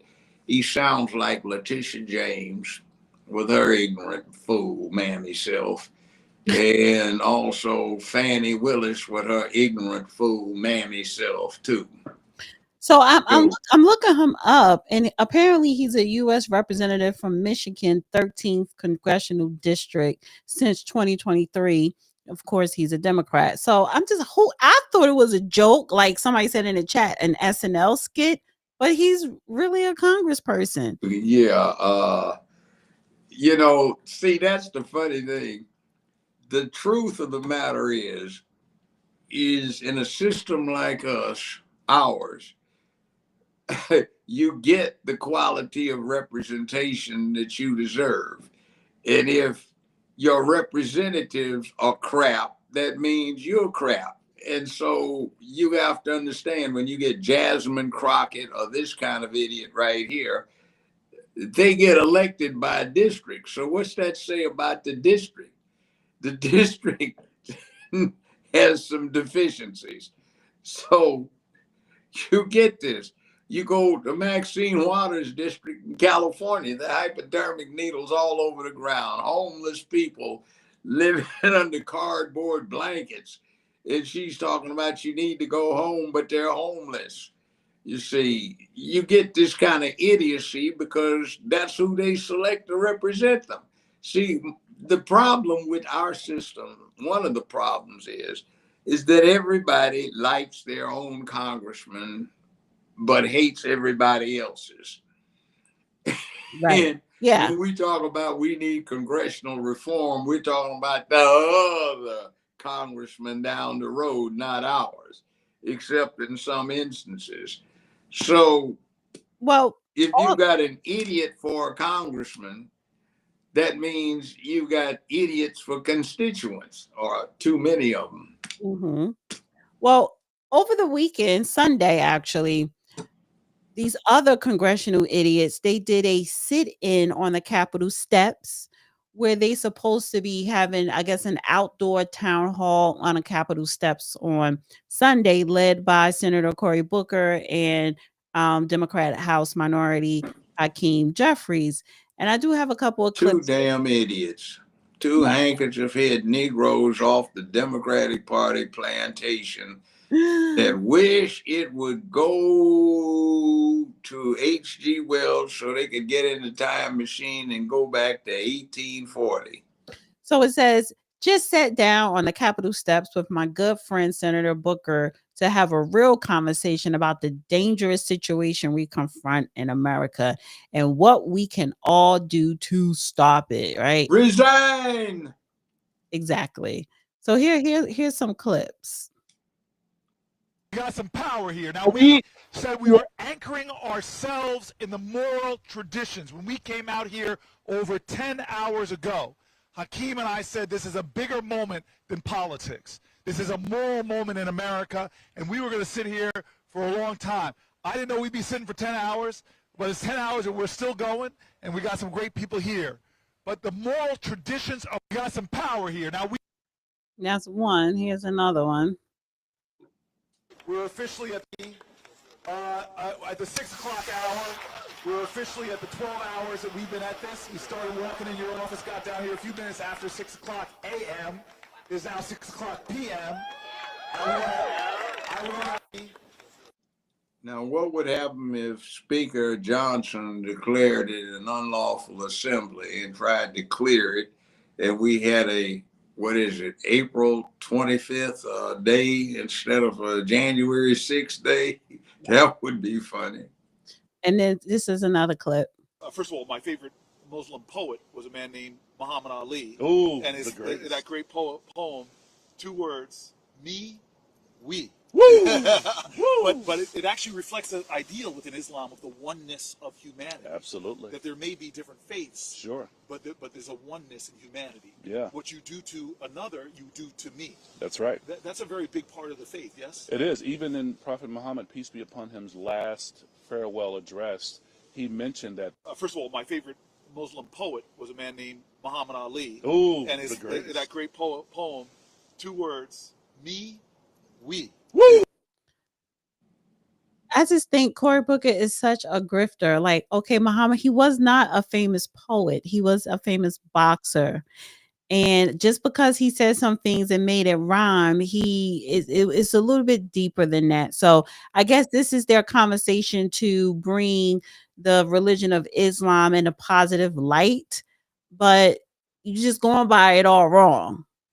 I think Cory Booker is a little, shall we say, got sweetening in his tank. Yeah, and this is that's his business, but come on out the closet. It's the 21st century. This is the last clip that I'm gonna show for the sit-in, and this is, now it's a Jewish person, I guess, singing about love. You know this song from the beginning. I will build this world from love. Yada da da da yada da da. And you must build this world from love. Yada lie, lie, lie, yada lie, lie. And if we build this world from love, yada die, die, die, yada die, die, then God will build this world from love. Yada lie, lie, lie, yada die, die. Let's build the country we deserve now. Hey man, it's all about love, man. Make love, not war, man. Sounds familiar. But a lot of those politicians on the Democrats are being funded by AIPAC and Zionists. So you're like free Palestine and we love Islam, which, okay, yes, I'm for free Palestine and Islam is respected religion, but you're funded by people who are pro-Israel and pro-Zionist. So it's just like, what are we doing here? And then the ultimate goal is to get boys in sports bras and panties in the girls' restrooms and out there competing in physical sports against the girls, you know, etc. Or getting the children neutered at the school veterinarian's office, you know, so they can be fixed, and etc., etc., etc., etc. Right. And it's like, it seemed like the Democrats, they're just throwing something on the wall to see, okay, what's going to stick that could possibly work to not just the next presidency in 2028, but the midterms of next year. And people really need to start paying attention because that's really what they're focusing on are the midterms. Yeah, look, Barack Obama, no proposed legislation, no executive orders. Joe Biden, no proposed legislation, no executive orders. They're placeholders. They aren't doing what's necessary to properly lead the country. Their military policies were just complete disasters. That includes cousin Bush. See, Barack's cousin Bush. Mm-hmm. So Barry's cousin Bush, you know, cousin George. So, you know, these folk are just useless. And I put Bush in that category too, because sometimes the party distinctions get to be nebulous because of what they're doing, either alternating between getting the family filthy rich or trying to impose some sick public policy and social order that is just crazy, that's anti-humanity. Yeah. So I want to shift gears. I don't know if you caught me say this in the beginning before you came on, but today was day one of the Tyree Nichols trial in Memphis, Tennessee. And his mom took the stand. Is it the criminal trial or the civil one? It's the state. Actually, let me play this clip here. Strong words from Rovon Wells, the mother of Tyree Nichols. Thank you for joining us tonight on the News at 6. I'm Pepper Baker. We will bring you live coverage from the courtroom where the state trial began today for 3 men accused of beating 29-year-old Tyree Nichols to death. Former Memphis police officers Demetrius Haley, Tadarius Bean, and Justin Smith face multiple charges from second-degree murder to official misconduct. 2 other officers, Desmond Mills and Emmett Martin, have taken plea deals and are expected to testify in this state trial. ABC 24's Lauren Turman is live from the courthouse with the latest details. Lauren.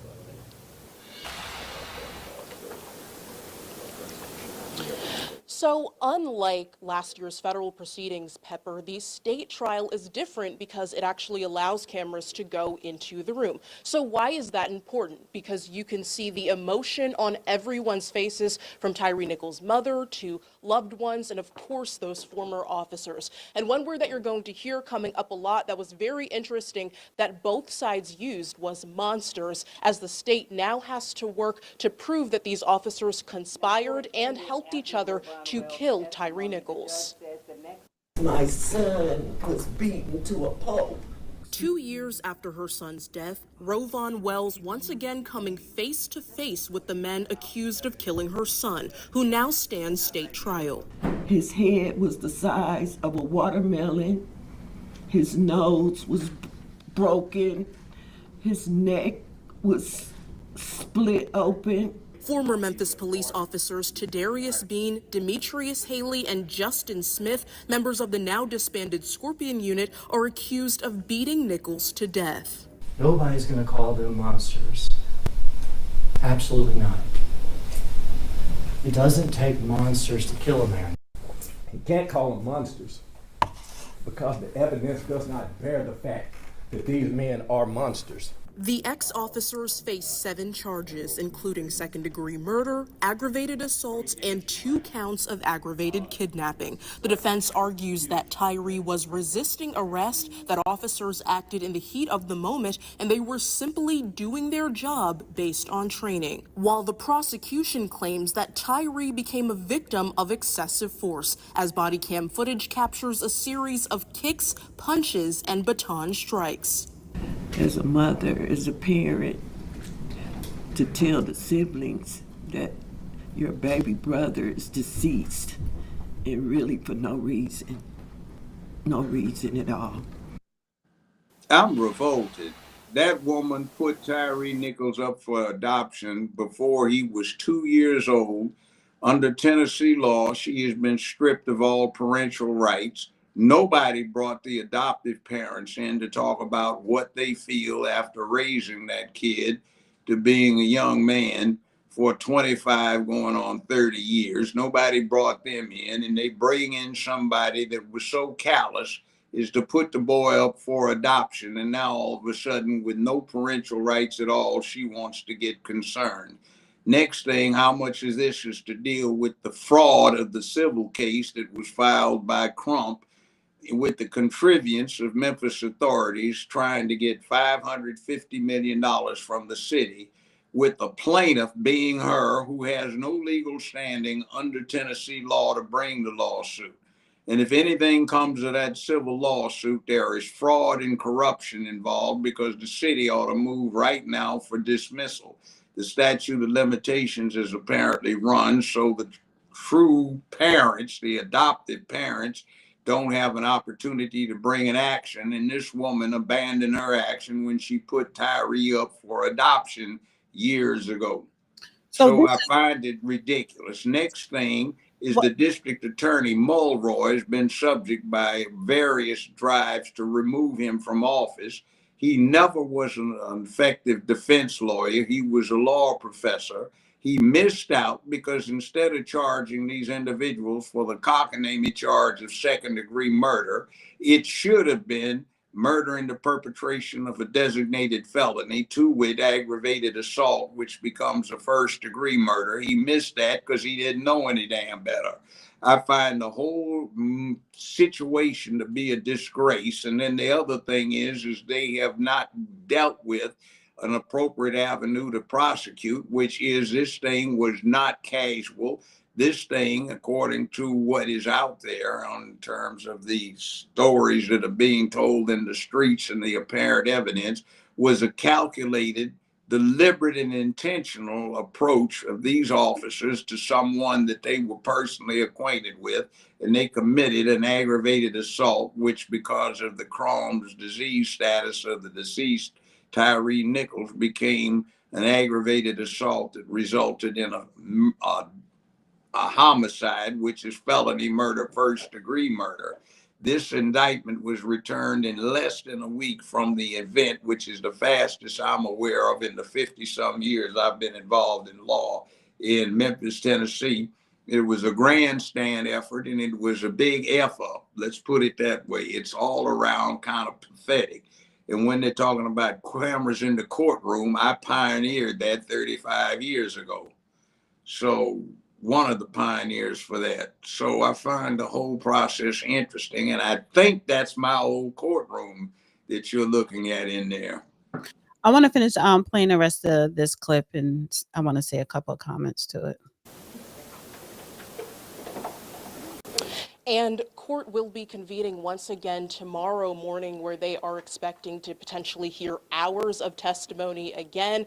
And I want to tell you something else that's really interesting about this. There are already some parallels, even though the defense did not want this at first. There are some parallels between federal trial and what we are already seeing at the very start of state trial, specifically when it comes to the family in and out of the court. Earlier today, we saw them hugging each other and really wrapping their arms around each other for support. And that's something that we did, of course, see several months ago at federal trial as well, as they continue to fight for justice for Tyree Nichols. Live at the Shelby County Criminal Court, I'm Lauren Turman, ABC 24 News. So what I want to say is, even though, like you said, she gave him up for adoption, that's still her child. So, and they probably built a relationship when, he was over there as an adult. And I did watch some of her testimony today, and it sounded like they did have a, good relationship up until his death. So Yeah, a I'm not. relationship that had lasted a few months after the white couple that adopted him instructed him to come back to Memphis to get acquainted with his biological family. As his two brothers testified or made statements at his funeral, they hardly knew him. Well, either way, I'm not going to kick her back in. That's, she's Yeah, but I'm just saying it's pretty low down when you put your child up for adoption and then try to wheedle back in when there's money But involved. so let me just say this. This is not the civil case. This is the state criminal I case. know this is a state case, but it's embarrassing to me because I think that's my courtroom, old courtroom that you're looking at. I don't know who this How is it embarrassing to judge, you? but here's what I'm saying. The district attorney, Steve Mulroy, under indicted this case. It should have been murder in the perpetration of a felony, a first-degree murder, not a second-degree murder. So he rushed in for political purposes, trying to grandstand as a new DA who was not familiar with his job, and he got a second-degree murder indictment when he should have received a first-degree murder indictment based on aggravated assault being the designated felony. So he blew it. And So I think it should have been more serious charges. yeah, in other words, what seems to be the case is that the officers committed aggravated assault. But as a result of the aggravated assault, what happened is death occurred. So that should be arguably a first degree murder. Murder in the perpetration of a felony is first degree, not second degree murder. But the DA was so naive and so unfamiliar with criminal law, which is quite often the case in Memphis. The preceding DA to Mulroy had been held by the state Supreme Court. The law reviews around the country is probably the most personally corrupt district attorney in the United States, and her predecessor literally was sworn in when I was on the bench, and he was 2.5 hours late because he didn't even know where the criminal courthouse was because he'd never been in there, but he was the DA. He got appointed. So, I mean, that's typical for Memphis. We had a DA in there when I was over there heavily as a defense lawyer that everybody in the jailhouse knew had spent 2 years in involuntary confinement in a mental institution, and that was the district attorney. Hey, man, the dude's crazy. Right. No, I mean, really. Well, today was day 1 and it's going to be day 2. So I kind of want to keep up. I kind of want to keep up with it. And so, when we do the Thursday record, we'll do, an update on what happened in the next coming days of this trial. So I want to swing to Carmelo Anthony real quick, and that will probably be like the last thing. The judge that presided over the bail hearing, she was being doxxed. She is a victim of a doxing hoax. So a Texas judge who reduced a $1 million bond for the 17-year-old Austin McCaff's accused killer, Carmelo Anthony, was targeted in a doxing hoax. The Fulton County Sheriff Office, in coordination with the FBI, is investigating the alleged doxing of Collin County Judge Angela Tucker, who agreed to significantly reduce Frisco track meet stabbing suspect 17-year-old Carmelo Anthony. Due to the nature of the situation, we are coordinating with the FBI and our Fusion Center to monitor for any concerning rhetoric or propaganda that could incite violence. Doxing, defined as a form of cyberbullying, involves publicly posting someone's personal information without consent. Um, this type of harassment is illegal in the state of Texas if it involves posting another person's private information without consent with the intent to cause harm or to incite harm against them. So if someone is harmed during a doxing event, it also becomes a felony in Texas. Except the problem is when you run for an elected position, including judgeship, you have to file the qualification petition and you have to be a registered voter in the district you're running. So when you're a registered voter, it's part of the public record as to what your name and address is. So all one has to do to find out where a person lives is simply look them up on the voting rolls to see what their address is, and you have it. So it would be kind of hard to. But you can't make it public, and Yeah, it is public. It's public. No. I mean, you can't. Yeah, I know, but I'm just saying, forget what If you're making it public maliciously, or if you're showing up to that person's home, or if you take their address and then you run it in the data to pull up their finances or whatever. I know, but see what they're talking about is scary judges. And I saw this when I had my show. The producers wanted me to dramatically get up after delivering the verdict and quickly rush off. And I said, no, I'm not moving. I'm going to eyeball the person. If I jacked him around, then he's going to confront me. I'm not running for what I did. And I know I had quite a few first-degree murder cases, sometimes where there were defendants around the system. I would, if the person got unruly, I'd just say, Madam Court Reporter, please turn the record off and turn to him. Look, I'm listed in the phone directory. If your homeboys want to come by and have some excitement, come on by. Now, let's get back to this case. And meanwhile, the rest of the judges would have the SWAT team line in their courtroom and get escorted home by 5 squad cars, and 4 would park out in front of their house. I'd just say, hey, bring it on. See, it depends upon the moral fiber and courage of the judge in question. They wanted to put this Kevlar in where I was on the bench you were looking at. So what they wanted to do was line the bench area with this thick Kevlar so you could dive behind it if somebody got violent in the courtroom. I said, you've lost your mind. I'm not diving behind any barricade. They want me to come get me. Okay, so listen, if I get it, but at the end of the day, you are a man, she is a woman. But whether you're a woman or a man, you are a sitting judge, and yeah, I know. But see, it fails if, as a matter of public record, they have to record with the election commission where you live in terms of where you're registered to vote. All right. So that's public record. All you got to do to find out where this person lives is just say, I want Jane Doe, what's her address? And you get it. Now, if somebody says it's against the law to publish that address that's already published, you run into these things where somebody was trying to be tough on law and order.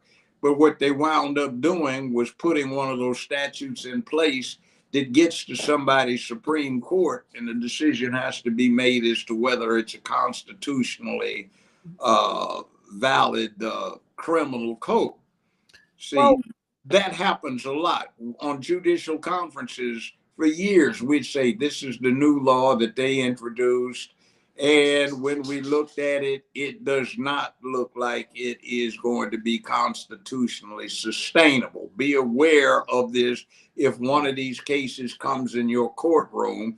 So be on your P's and Q's of setting this up, because we will wind up dealing with it on appeal. Right. Well, It happens all the time. right, but judges in these high profile cases, especially if these high profile cases that the media is making high profile, yes, they have to be protected. Also, Well, yeah, but that's not how you protect them. also, well, the FBI is just investigating an incident, but also the McCaff family, they're dealing with nonsense as well because they are getting a slew of swatting pranks. So swatting is a false report made to law enforcement meant to get a SWAT team sent to a specific location. The prank is most commonly used against video streamers who are often broadcasting lies in hopes that the SWAT team's arrival will be visible on camera.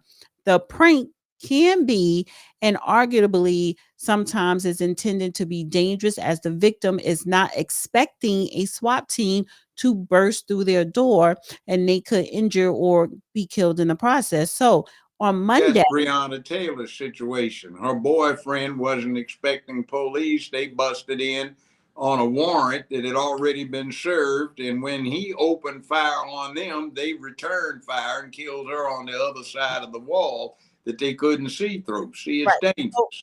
So the Frisco police confirmed that the McCaff's family, they received a call that a gun, well, the Frisco police received a call that a gun had been shot at the McCaff property. And so when they arrived, they learned there had been no shooting.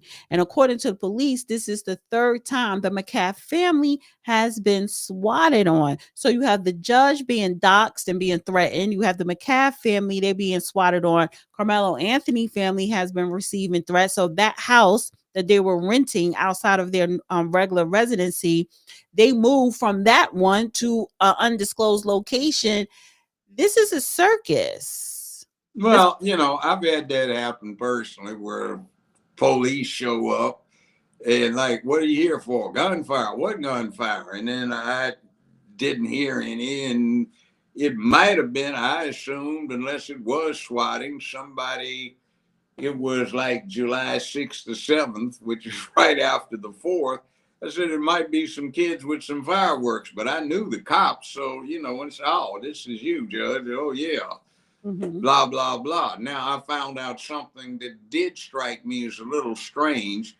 They have a celebrity list for the Memphis police department, fire department, and the sheriff's department. And all of the police have it as places to watch in case you get some crank. So it comes up, you're not on any of these lists. Of all people in this town, you ought to be one of the people on one of these lists for protective purposes, but they don't have you on there. I said, well, you know, it doesn't bother me. I don't want you young guys getting put in jeopardy on my behalf, you know.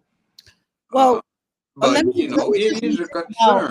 Right. So it says police, the making a false report is typically considered a class A misdemeanor, which is punishable by up to a year in jail and maximum fine of $4,000. Texas is currently trying to pass legislation to make the punishment for swatting more severe. So yeah, especially if there is a shooting or something that results or injury. Right. Now, that case, listen, that's that we're not going to hear about the actual trial with Carmelo Anthony for a while. And the DA said the grand jury probably won't happen until June. But you An example, how long ago did the Tyree Nichols incident occur? Yeah, I think that was in 2023. 2 years ago. Yeah. So I want to go to here, Case and Allison, because this happened 2 years ago and the trial just started last week. And then closing remarks were today. And so they're on jury watch alert still tonight. So the jury went back to deliberate. And I want to play this clip. Oh, wait a minute. Still deliberating. In the murder trial of Kaysen Allison is still deliberating a verdict. Allison is accused of stabbing and murdering Belton High classmate Joe Ramirez almost 3 years ago. 6 News reporter Sydney Walker has been in the courtroom since the beginning. Sydney, what can we expect from this jury? Today is day 10 of the Kaysen Allison murder trial and supposedly the last day, but the jury has been deliberating for about 5 hours now and we still don't have a verdict, so we don't know what's to come just yet. Court began at 9 a.m. today with the defense requesting to have those wearing red removed from the gallery. Some family members and supporters of Ramirez wore red, and the defense argued this was an attempt to influence the jury, saying they want, quote, gang justice. Judge Faulkner denied this motion as well as one to, alongside, include self-defense and criminal negligence.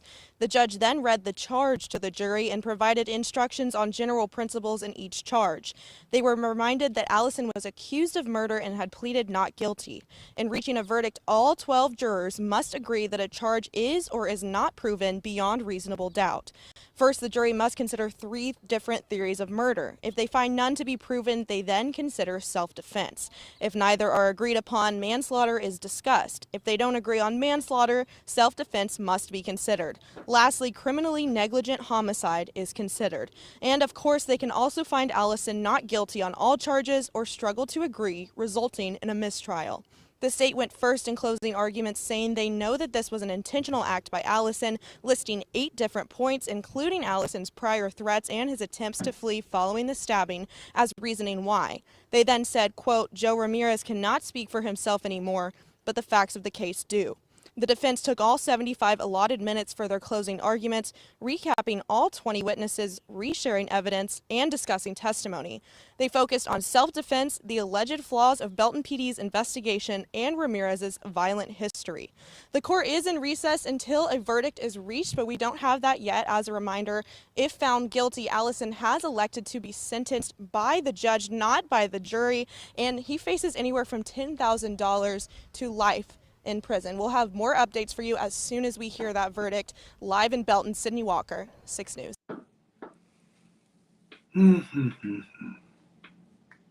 So what are your thoughts on that? Common type of case. 10,000 to life in prison. That's a big stretch. No, I mean, that's just a common case in the criminal justice system in America. Really? Yeah, I mean, that's what that blows my mind. It's like the whole thing with the 2 cases we just got through talking about the stabbings. They have them all the time. That's like, if you get a theft case, what kind of case do you think it's likely to be? Shoplifting. Shoplifting is a very common theft offense. If you get a homicide case, more likely than not, it's going to be somebody who was scared and took some kind of violent, fatal action against somebody that scared him. True.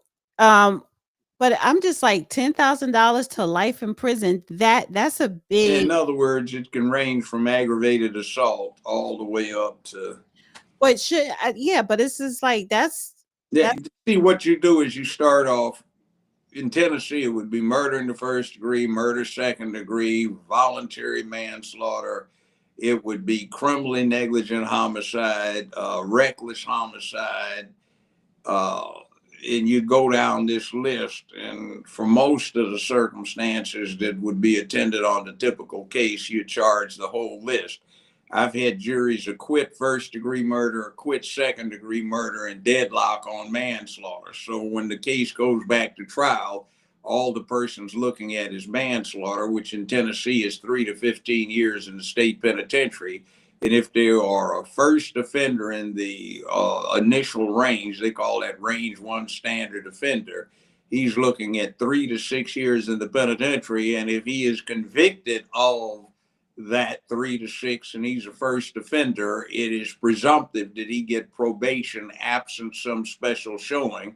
And if he has no prior criminal record, then it is presumptive that he get judicial diversion. So if he completes the probationary period, his record is expunged. Okay. So, I mean, it just works like that.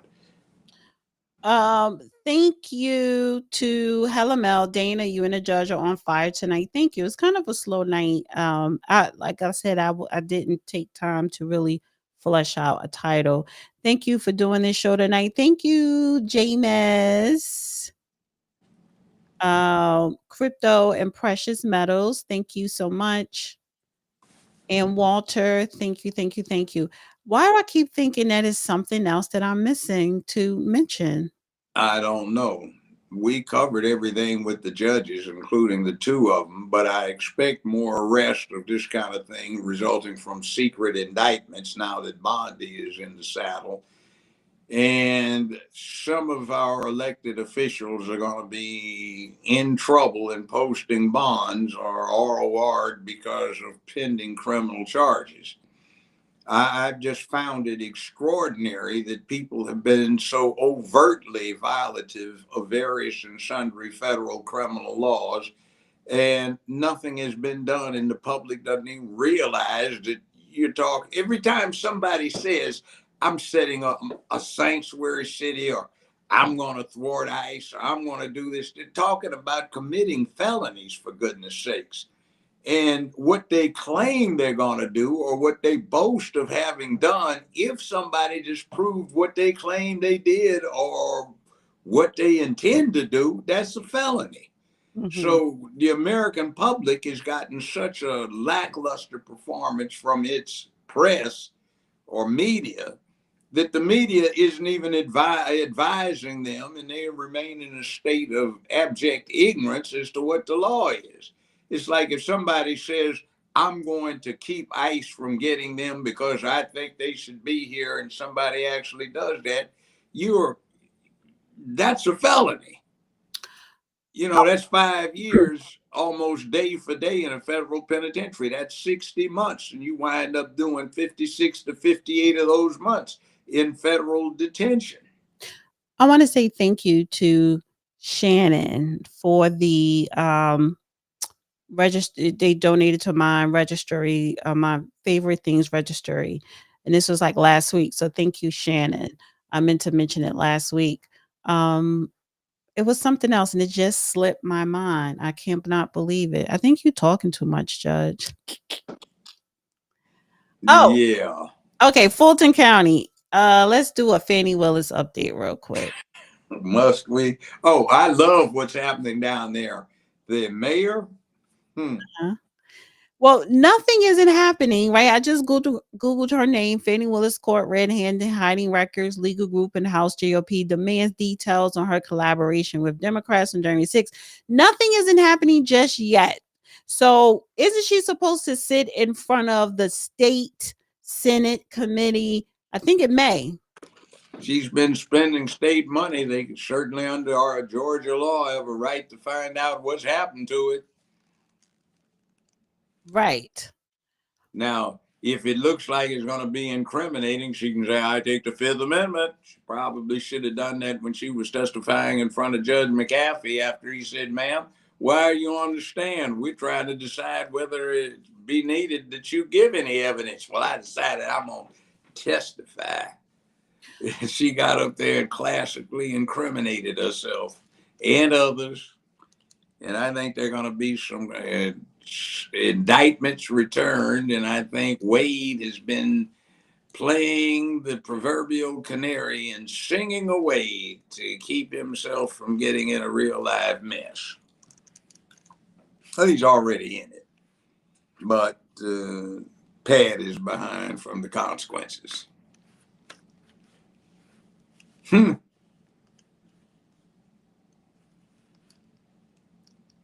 there? Hello? Can't hear you. You froze. You're not moving.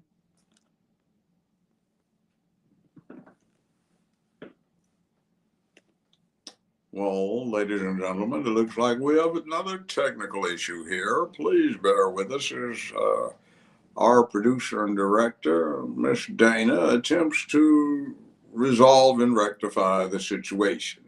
Sorry. Can you hear me? I hear you, but you weren't moving either. I know it's a stupid connection. It's something with the Wi-Fi in here. It's something with Wi-Fi.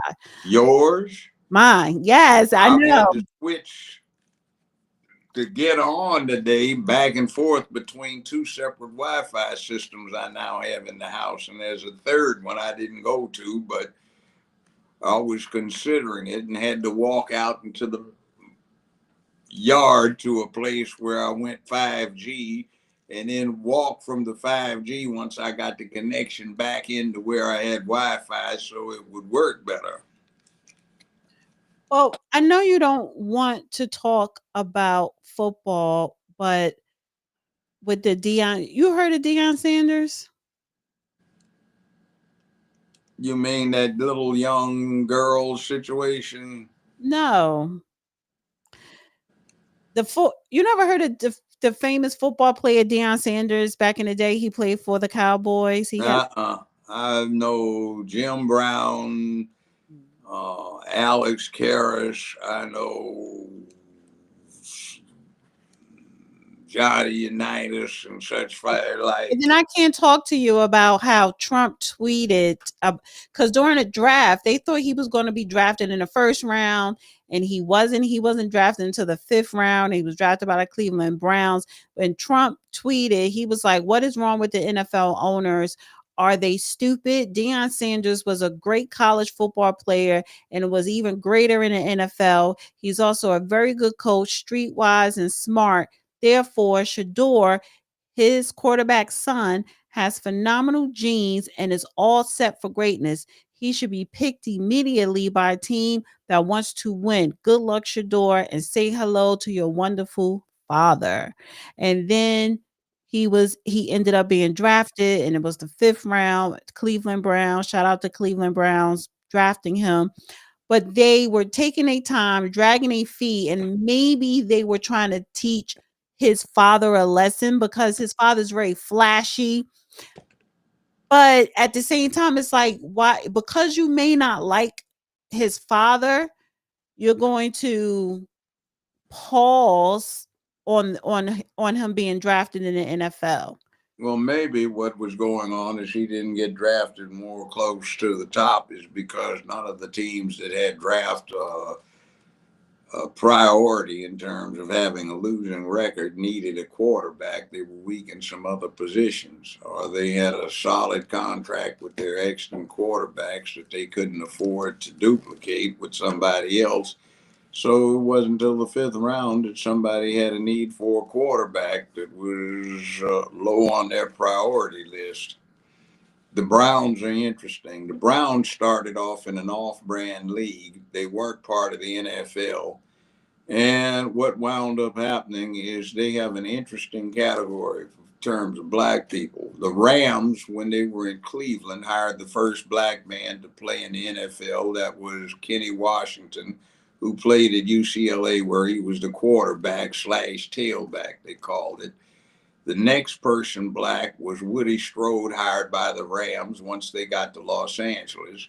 And then the third person hired by a pro football team was Marion Motley, the fullback for the Cleveland Browns. And the Cleveland Browns were formed by Paul Brown, and the team was named after him. And then their most famous football player was Jim Brown, number 32, the baddest ass back in the history of the NFL. Mm-hmm. And it's interesting. By the way, his daughter is a race car driver. She's into stock cars. So I occasionally talk to her, and I was going to have her come on to be interviewed about racing cars. And the novelty would be she's a woman, pretty attractive woman too. So let's swing it back to the Deion Cleveland Browns. Was Deion Sanders, his son Shador Sanders was drafted to the Cleveland Browns. Now, I want to play this clip of Deion Sanders. I saved it. Where is it? Give me a sec. Give me a sec.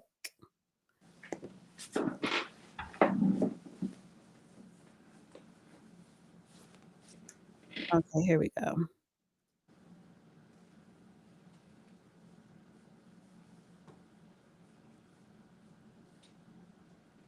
And this is him talking about, he has 2 sons and 2 of them were drafted. One of them is going to be one. That's what I'm talking about. One of them is Let's going to be speak it one. into existence. And the latter one would not go behind 4.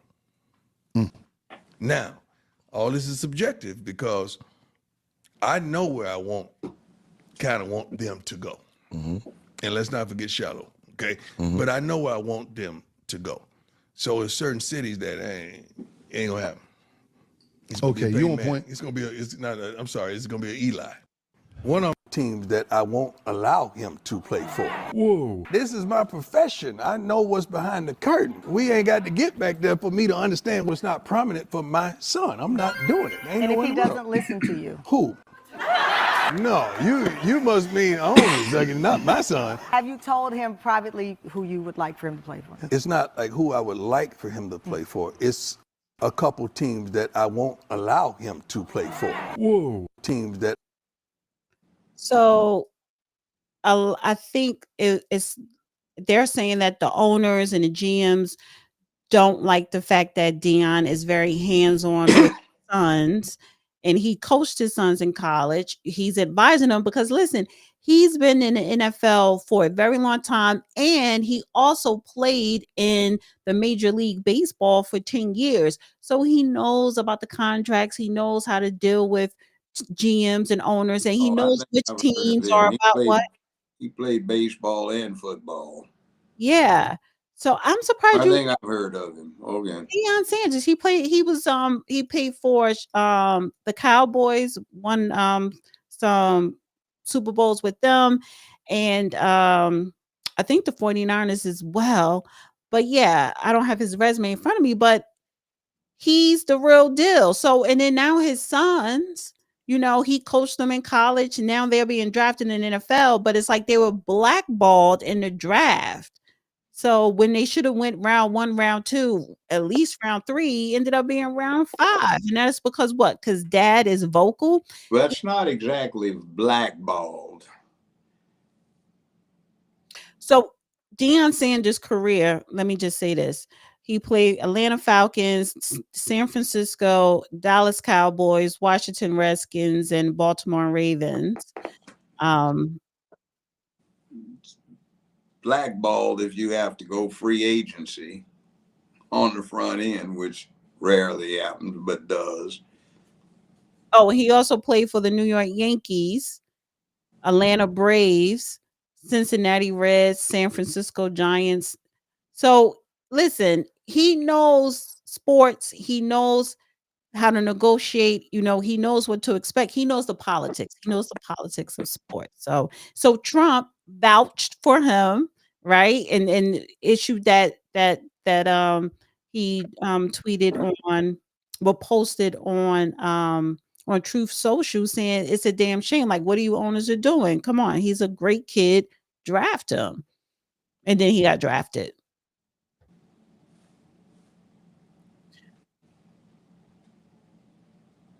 You still don't care.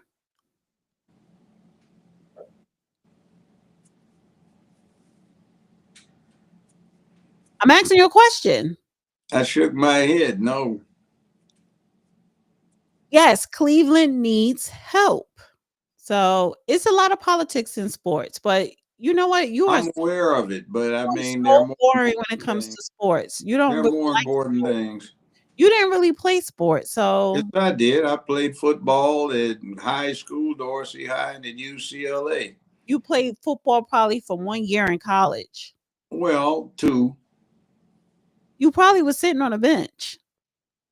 Actually, for the Frosh team, I was the leading ground gainer, but that's another story. And yes, I didn't start because they had the scholarship guys. I was just a walk-on. Yeah. All right. But I wound up getting a scholarship, full academic scholarship from another entity. So I stopped working at that, trying to pay for the room and board bit. It was interesting, builds character, but I mean, it is just a game. And I was at UCLA and we had a problem. We had a guy that came in a year. I don't want to hear the story. I actually want to say goodnight. Yeah, but I'll just tell you what it is. We No, had a guy. because you Hold did on, not let me want tell you what the problem is. in the NFL Let me tell story. you what the problem was. This is in the 1960s, and we had fewer black players playing football at UCLA than they did in the 1930s. So in the 1930s, they had more black football players at UCLA than in 1965, 6, and 7, and 8. One outstanding running back was a guy named Mickey Curtin from Compton High School. And they did him so wrong. What would happen is they had a big, clumsy white guy that they started as a running back, and he would lose yards, and it would be 3rd and 14. They'd put Curtin in. He'd pick up 16, get the first down. They'd take him out, and then the other would lose yards. They'd put him in. He'd pick up a first down. He might run 30 some yards and get down to the 3-yard line. Then they'd take him out and put the other guy in. And the coach was from Tennessee. His name was, what was his name? But what's the moral of I can't even remember that character's name. So we had, for the football team at UCLA, we had 1, 2, 3 black football players on the varsity squad that started. One of them was Mel Farr, who is retired as a rich man, owning quite a few car dealerships in Detroit.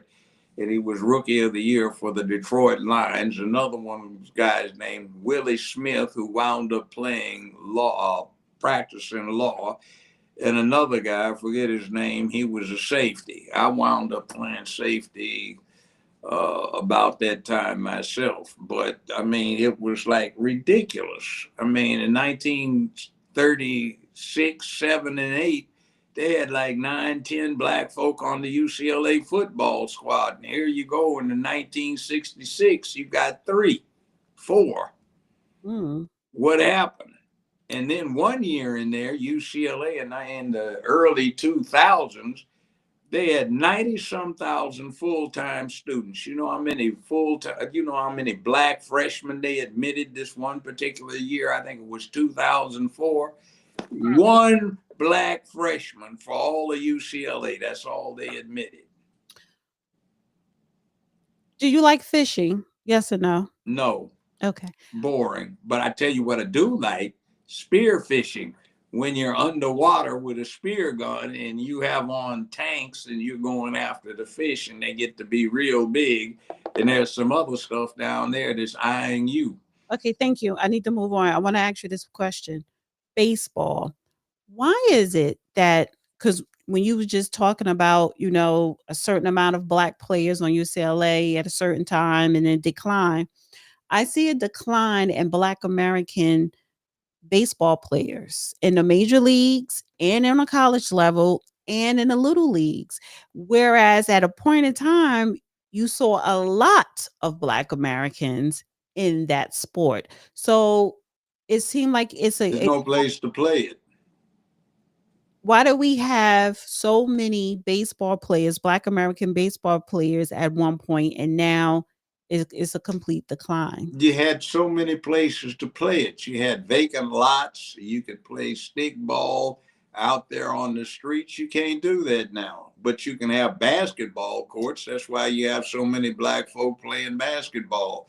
You have a basketball set up. You can put the goal up on the street corner, in the middle of the street on a portable backstop. So every park or amusement area has basketball courts, but you don't have any place for the kids to play baseball. And baseball, quiet as kept, is a good way to put yourself to sleep. Well, let me ask you this, because do you think that it's a do you think it's this lack of investment, lack of parents participating, or lack of not having those sports in your It's a dull sport. Nobody's particularly interested. Baseball became big when a guy would get off work, pay his nickel to get in a game, sit there for 3 or 4 innings with his buddies, drink a beer, eat a hot dog that he wasn't supposed to eat because his wife was cooking dinner, and then go home, eat dinner, and read about the ultimate end the next morning in the newspaper. But the baseball players in the professional league, they are the highest players in the United States in the sport. They get paid, maybe no, they get paid more than NBA players, and they get paid more than the NFL. some. No, and that's guaranteed. So when you look at the top baseball players or even your average baseball player, they equate to a top NBA player's salary, and that's guaranteed money. NBA is guaranteed too, but the NFL is not. So to me, it is a boring sport too, right? But it is still profitable. It's very profitable. Yeah, I know. See, it's this thing where people have nothing better to do, so they show up and they watch the game and they sit. But when you look at people from Japan and South Korea, the Dominican or Puerto Rico, the Caribbean, there you see a lot of those players now are in the league or coming into the league. So they really are keeping this sport alive from their respective countries, right? It's popular. But here, it's still profitable, and I guess it is still popular. It's hugely profitable, but it depends on the team. See, with the NBA and NFL, the teams split the total revenue that comes into the system. That's not the way it is with baseball. So some teams are enormously profitable, like the LA Dodgers, and other ones are perpetual money losers. And is it because, too, there are more baseball games being played throughout the season than there are football, definitely, and basketball? I don't think it's got to do with the number of games. I just think it's the structure they have when it comes to how you get in. Okay. It's got a long tradition. See, baseball used to be known as rounders. It developed during the American Civil War as an abbreviated edition of cricket. And if you really want to see something that's boring as all get out, go to a cricket match, especially a challenge match that lasts 3, 4, or 5 days. They don't have separate games. They've got one going, and the players are out there asleep on a cot until somebody wakes up to go get a turn at bat.